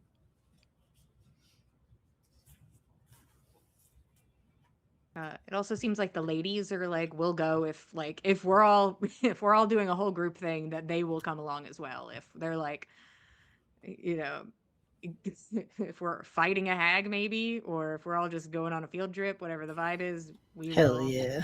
We'll come along for the ride. And the area right by her house isn't bad, remember? It was like there was a little bubble that was nice. We do need to decide what we're going to do. She doesn't let you go there and not make some sort of bargain. So the more people we bring, the worse it is. That's not true either, Fen. You agree. Well, somebody agreed on your behalf that you were going to make a deal. And so that's why that happened. I got to go there and I didn't have to make a deal.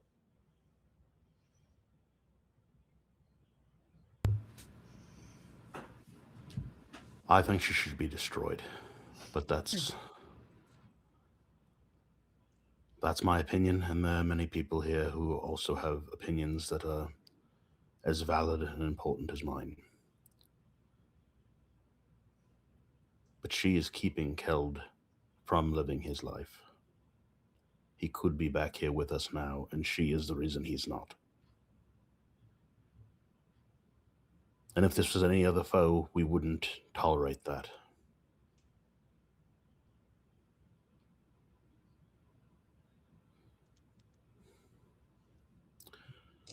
I said my piece. I'm really afraid to go back, but I'll be there. I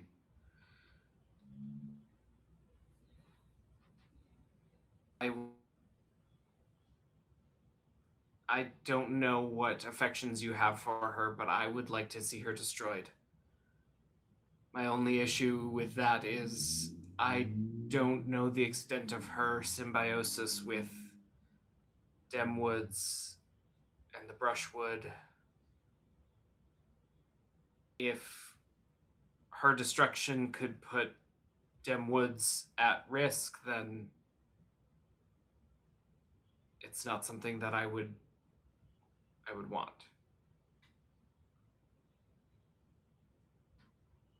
Nyx, do you know? Do you know what extent what power she holds over her domain, and what of that extends to your home? Okay, so Julian? this is the extent that I think you would know, because I think Held knows this, and I would assume then you know this. Is that like the original chief of Demwoods made a deal with the Lurk, and it seems that each chief following has some sort of like deal afterwards. Like it's like each chief has some sort of connection to the Lurk. You don't know what that is, and you don't know what would happen if the Lurk disappeared. It seems that the original chief probably went in there looking for some sort of assistance and protection. And it is a possibility that this symbiotic relationship is the Lurk assisting Demwoods in some way. But you are not 100% sure. And she would relay that to the group.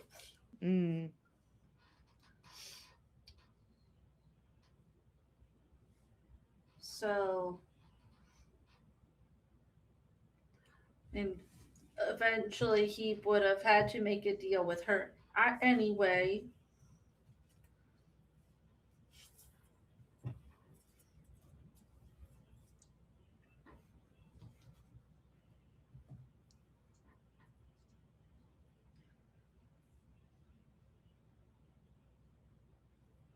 He said, you don't have to go. I'd prefer talking to her first. I think she is pretty good at listening and likes talking to people. It's just weird. We had a great picnic with her.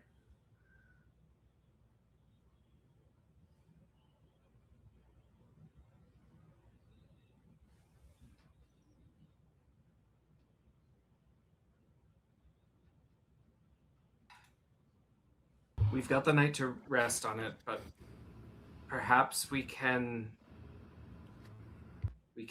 leverage the fact that Keld would be the one to make the next deal as chief with her. And I'm not sure who said it, but the deal may still stand. She is holding his last breath hostage rather than. So maybe she'll be amenable. They could still be there. We just need him back.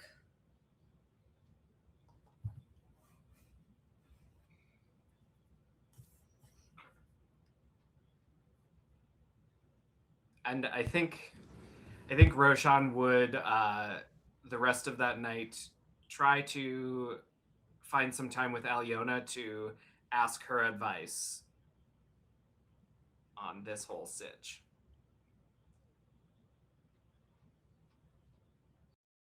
So which part are you asking advice on? Like on the concept of making deals with, talking with, and or killing a hag with all of the unknown variables? Yeah. I think he would start it out with a plain, have you ever dealt with hags before?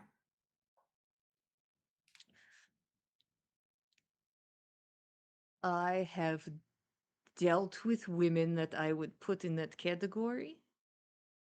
Um, maybe not magically, but there are more stories of women, of creatures like that.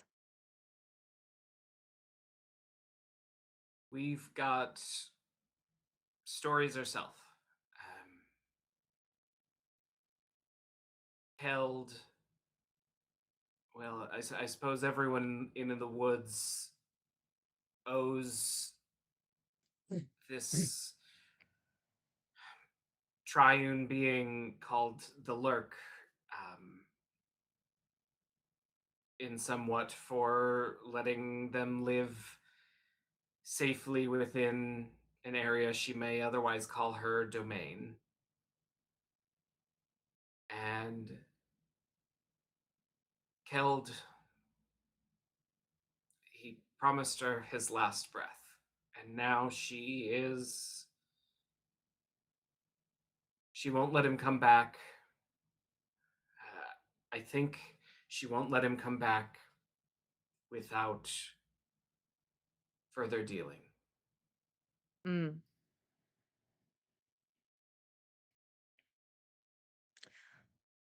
When it comes to strong entities, my experience more though is strong entities that perhaps wield domain more physically over an area. Depending on situation, sometimes if it ain't broke, don't fix it. It depends. What is to be gained versus what is to be lost? What are the assumed pros and cons of the situation? What are the known pros and cons of the situation? I have allowed tyrants to live because displacing them would lead to more unknown consequences.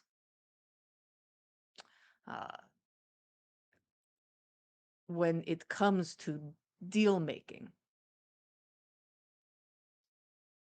I will say this to you with my full chest. Don't make a deal. I do not care what the others do. Do not make a deal. You are in a fragile state, and I do not think you could physically, emotionally handle any changes. If you want to continue to grow, to get stronger, to be able to do what needs to be done, I do not think you should make a deal. I don't think any of you should, to be fair. But I understand that this is more of a emotional connection. Nobody is thinking about this as one man. You are thinking of this as Keld. And so I do not expect to talk anyone out of anything. But I would say for your own benefit, you have no deal to make.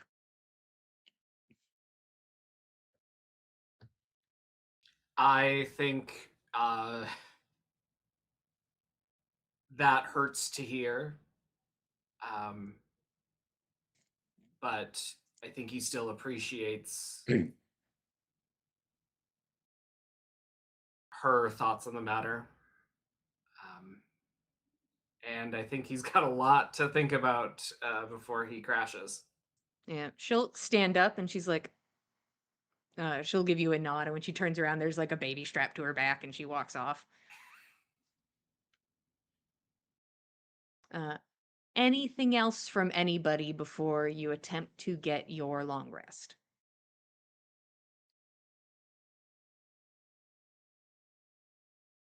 Okay. Everybody, go ahead and take a long rest. Except you, Keld. You don't get one.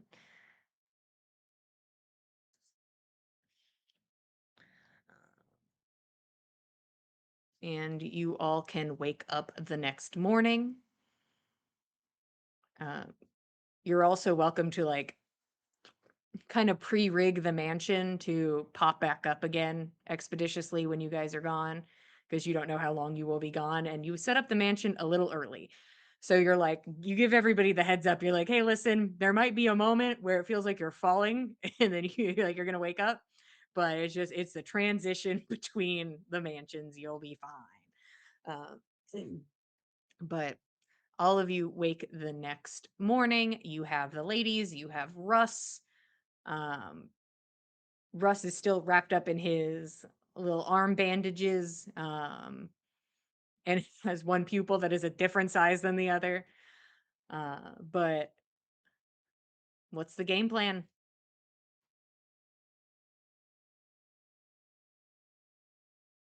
And I'm sure Dagwood is off in just some room somewhere. Like she's just like, where'd you guys put Dagwood? My question. That feels like Sindri's problem, in my opinion. Yeah, do you hand her over to Sindri? Like, this is yours. Do you deal with it? He accepts.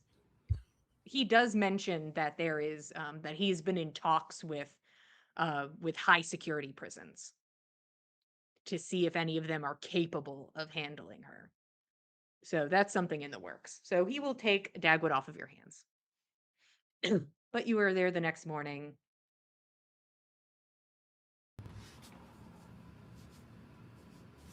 So, how much time do we think we have before Rose needs to be dealt with?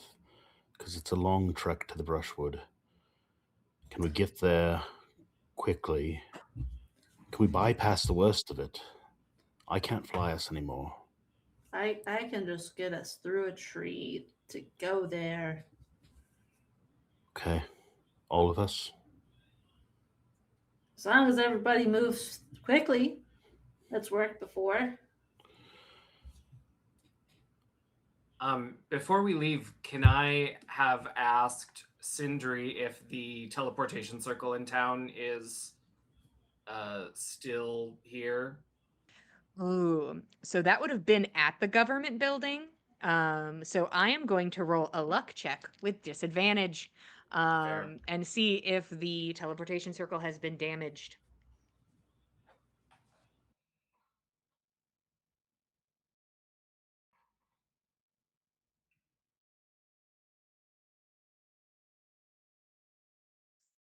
Uh, it seems that it has taken some damage. It's just also getting to the room. They're like, we think this area is not as collapsed as others, but to get into the area is difficult. Like, we have not cleared out that space yet, but it seems like that portion, from what we can see, has not taken as heavy of damage as another portion has. So it's a toss up on how the circle is doing. Roshan will let the group know that it's not like it's something that I can do quickly anyway.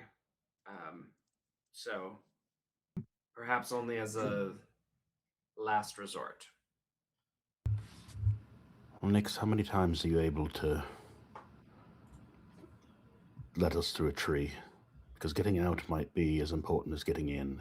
And getting there slowly and getting out quickly is preferable. Getting out there and back quickly is ideal, but I'm not sure we've got that. 4 spell slots. So I can open a tree 4 times. All right.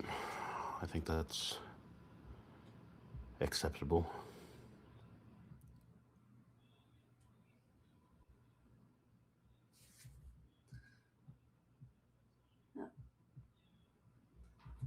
I was considering possibly if my dad might have a better idea of like what her deal might be, but I don't know if it's worth going to town and then there.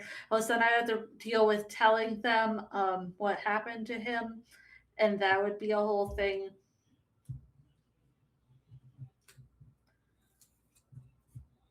I don't know if I can do that part, so maybe we just go to her house.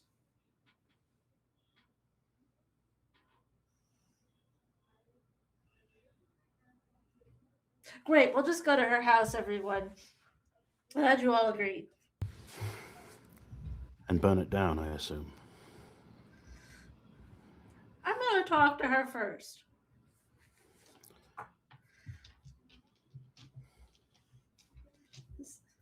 You're all very ready to kill everybody. I would like to try. She's an not option a not. somebody. She's a thing. She's an it. She's an entity. We'll agree to disagree on that.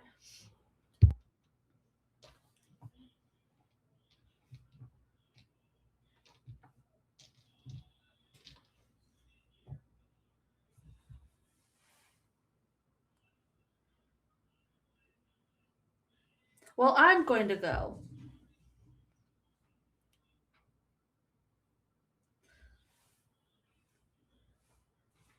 We're with you.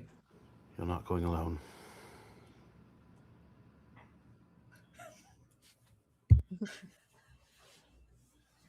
You don't want me to go by myself, Greg? What? Just seems like a bad idea. No, she's a nice lady. I mean, she's nice to, Nixon killed, but Exactly. Okay. So the team, the ladies, and Russ are all going to go on this adventure into the brushwood. You all can march out and find a tree. And Nix, tell me what it looks like. Tell me where we're going. I think it's not. It is a much more of a spectacle. Everything's been much more of a spectacle with her using Mhm. magic. And the spores themselves kind of try to make this door that opens in the tree look more ornate. Like they go into different filigree shapes to create this opening as the visage of the brushwood, hopefully right next to her house in the nice safe area, is visible. It is strange, Nix, because you do put on this show. It is much more fanciful, but it is still the same magic that you have always done. You know what it looks like at its bare bones. It's as if something is opening the tree on the other side before you can even get to it. Like you are being offered access to this space. And you all can run inside, and you are hit with that miasma immediately. the thing is, it's different than compared to when you all had to walk through and you got to experience the worst of it, the worst of the doldrum. And then got to go to the center, which was more like the eye of the storm, where it was almost like a weight off your shoulders.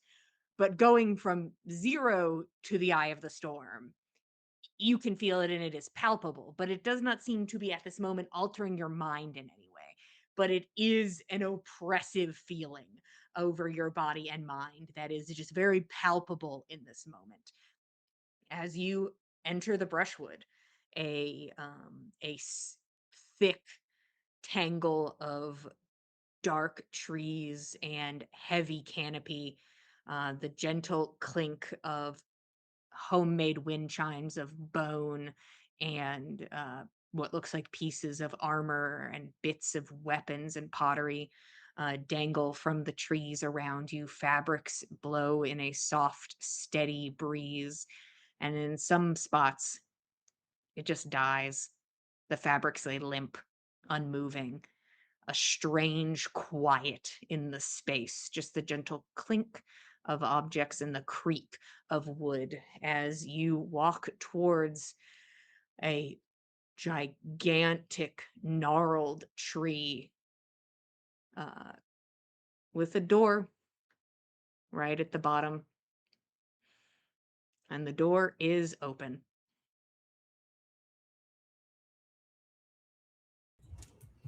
Well, I'll lead the way. You can hear the ladies like murmuring to each other, and they're like, "Ugh, it sucks." They're like, "Shit." Who? Ew.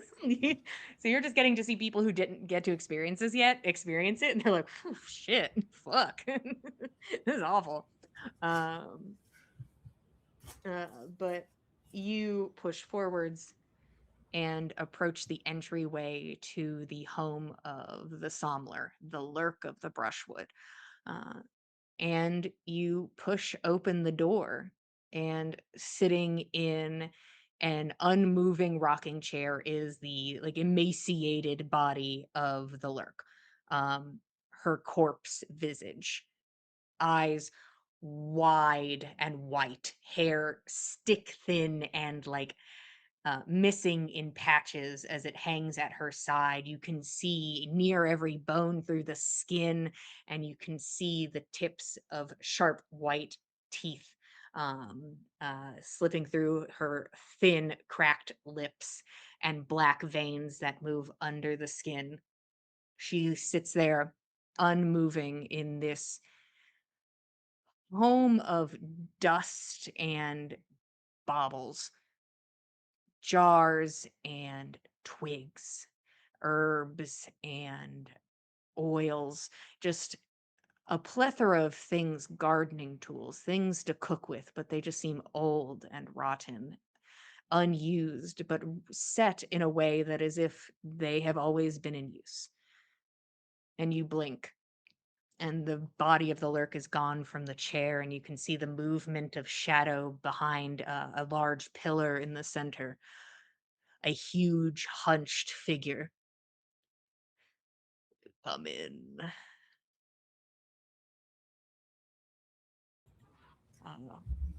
So I'll come All in. of you are all of you are welcome to enter the space. And you, I think you hear Thor like sucking some air, like ooh, look at that, kind of like it's a big girl. I go, ooh. And you hear just like a gentle chuckle as the lurk moves through the shadow. Occasionally, you get a glance of large, round, white eyes, two full moons staring at you from the shadows. Welcome, and what do I owe this pleasure? She asks in a way that Nix, it feels kind of rhetorical. Hmm. I think she'll take her time and like goes in her bag and makes a whole show of this, lays out their blanket that they would have had for their picnic, and sits down. And we'll put a little pot for Goose to sit in, and we'll gesture for her a nice spot to sit down with her at this picnic. She moves through the space and walks past a grouping of shelves in the shadows. And then her body moves down to more of that more humanoid presenting figure. Skin still pallid and eyes still wide, teeth sharp, but it seems like blood moves through her veins. There is something more alive about this entity because it is life. And she approaches you and sits down on the picnic blanket. She does not acknowledge anyone else in the space. It's as if they are not there. And she goes and she sits with you. A picnic. Mm-hmm. That I wanted to introduce you to Goose.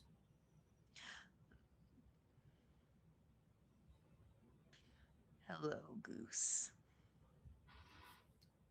I thought you guys might like him because he's kind of both alive and dead. You see, she is looking at him, like kind of interested, like that's a strange little dude. Mhm.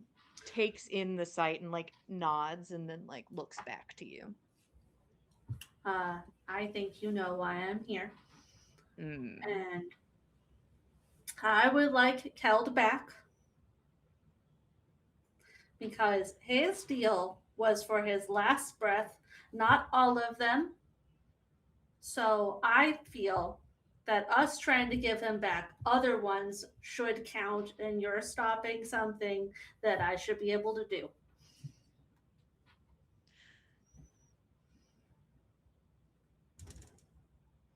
An interesting theory. Mhm.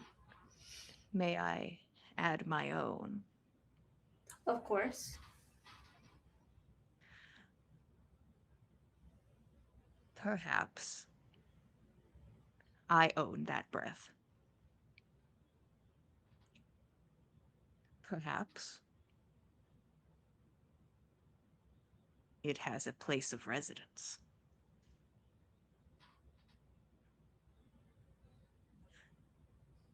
So it is difficult to return something already owned, already holding space.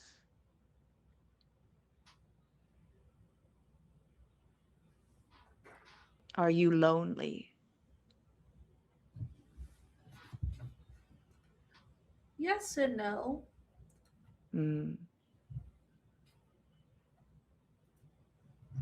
I do miss him. And I don't think that I can finish doing what I need to do if he's here.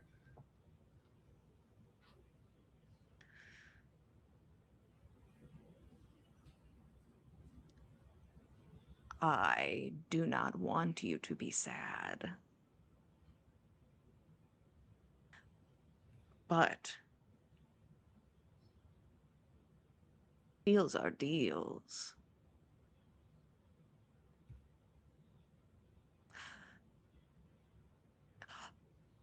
I will make you feel better. Perhaps less lonely. And she just sort of like looks off into the shadows as if summoning something forwards. Greg, can you tell us what approaches the picnic blanket? Yeah, so last time we were all here, if I'm remembering correctly, everyone saw this. There was a dark wickered figure that looked a lot like Keld, and that was where he got that arm from as a gift when they were leaving. And here is the entirety of that wicker Keld figure. It's kind of hard to get, super precise details in the structure, but you can, I think, obviously tell that this is Keld who's approaching and sitting down at the picnic with his sister and the Somler. And I think in the silence of this moment, you'll also hear just like the softest of fluttering. Like almost sounds like there's something inside this wicker. There. See, he is fine. He doesn't seem fine. He's not talking. Oh, I feel fine.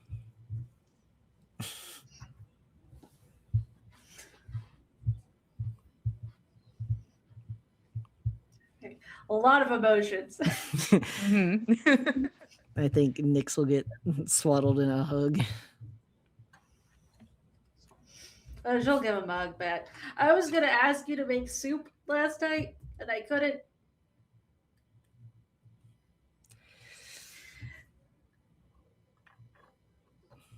I would have. I can make soup tonight. Can you come with? I think he'll look over to the lurk. Yeah, he looks over to the work. What do you need of him?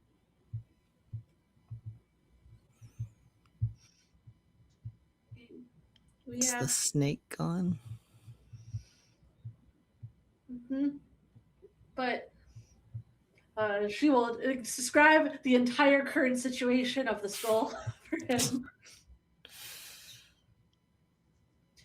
So whatever Rose is doing is still a problem.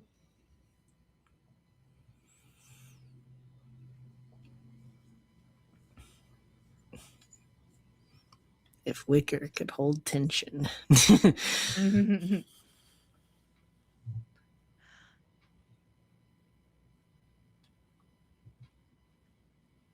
Of course. By all means. Go finish your quest. And then you will return to the woods. All right. Good. Now everyone is happy, and no one will be lonely. Do you want to watch Goose? Goose. She does your snake again. Ah.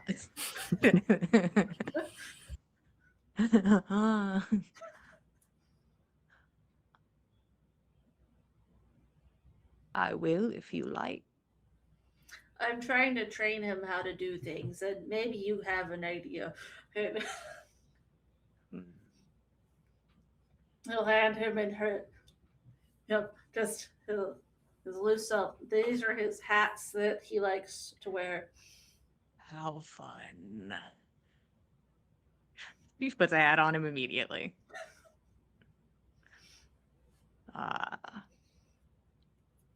Well, I don't want you gone forever. Be swift. We'll try. I'll try. Good.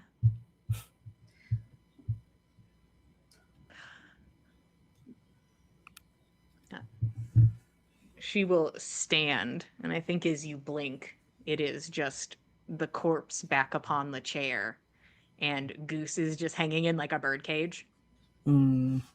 Wow. He's gonna learn how to climb down from there. You see him slowly slipping, just Oh, no. slow centimeters. He'll get it. And you are able to exit the excruciating quiet of the Lurk's home, and you are able to open a tree and return back to wherever you please. And that is where we're going to stop for tonight. Thanks for being here. If you want to keep up with us, we are at Backs of Gods on Instagram. If you want to keep up with all of us, we are at the Dice Cult on Instagram, Blue Sky, and Facebook. If want dice, that I feel like we're being pretty polite today.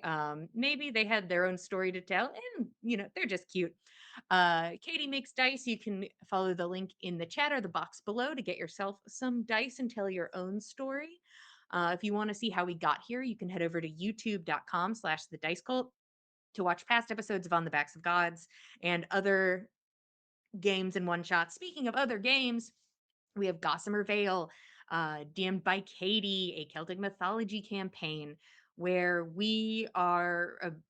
First off, we're in a spooky temple, but who cares about that? We're all going to play a little game of dress up, and we're going to try and convince some rich people that we should go hunting with them so that we can fight a dragon to save a dead guy. But first, we all got to put on our cute little outfits and cosplay interesting people that you should invite to party with you. That goes live every other Thursday at 8 p.m. Eastern Standard Time on Twitch. Lucky for you, this is the week it go live, so you don't have to wait and you can join us this Thursday. Thank you again. We appreciate it. We love telling you a story. We'll be here same time, same place, Mondays at 8 p.m. Eastern Standard Time, and we'll see you next time. Good night, everybody.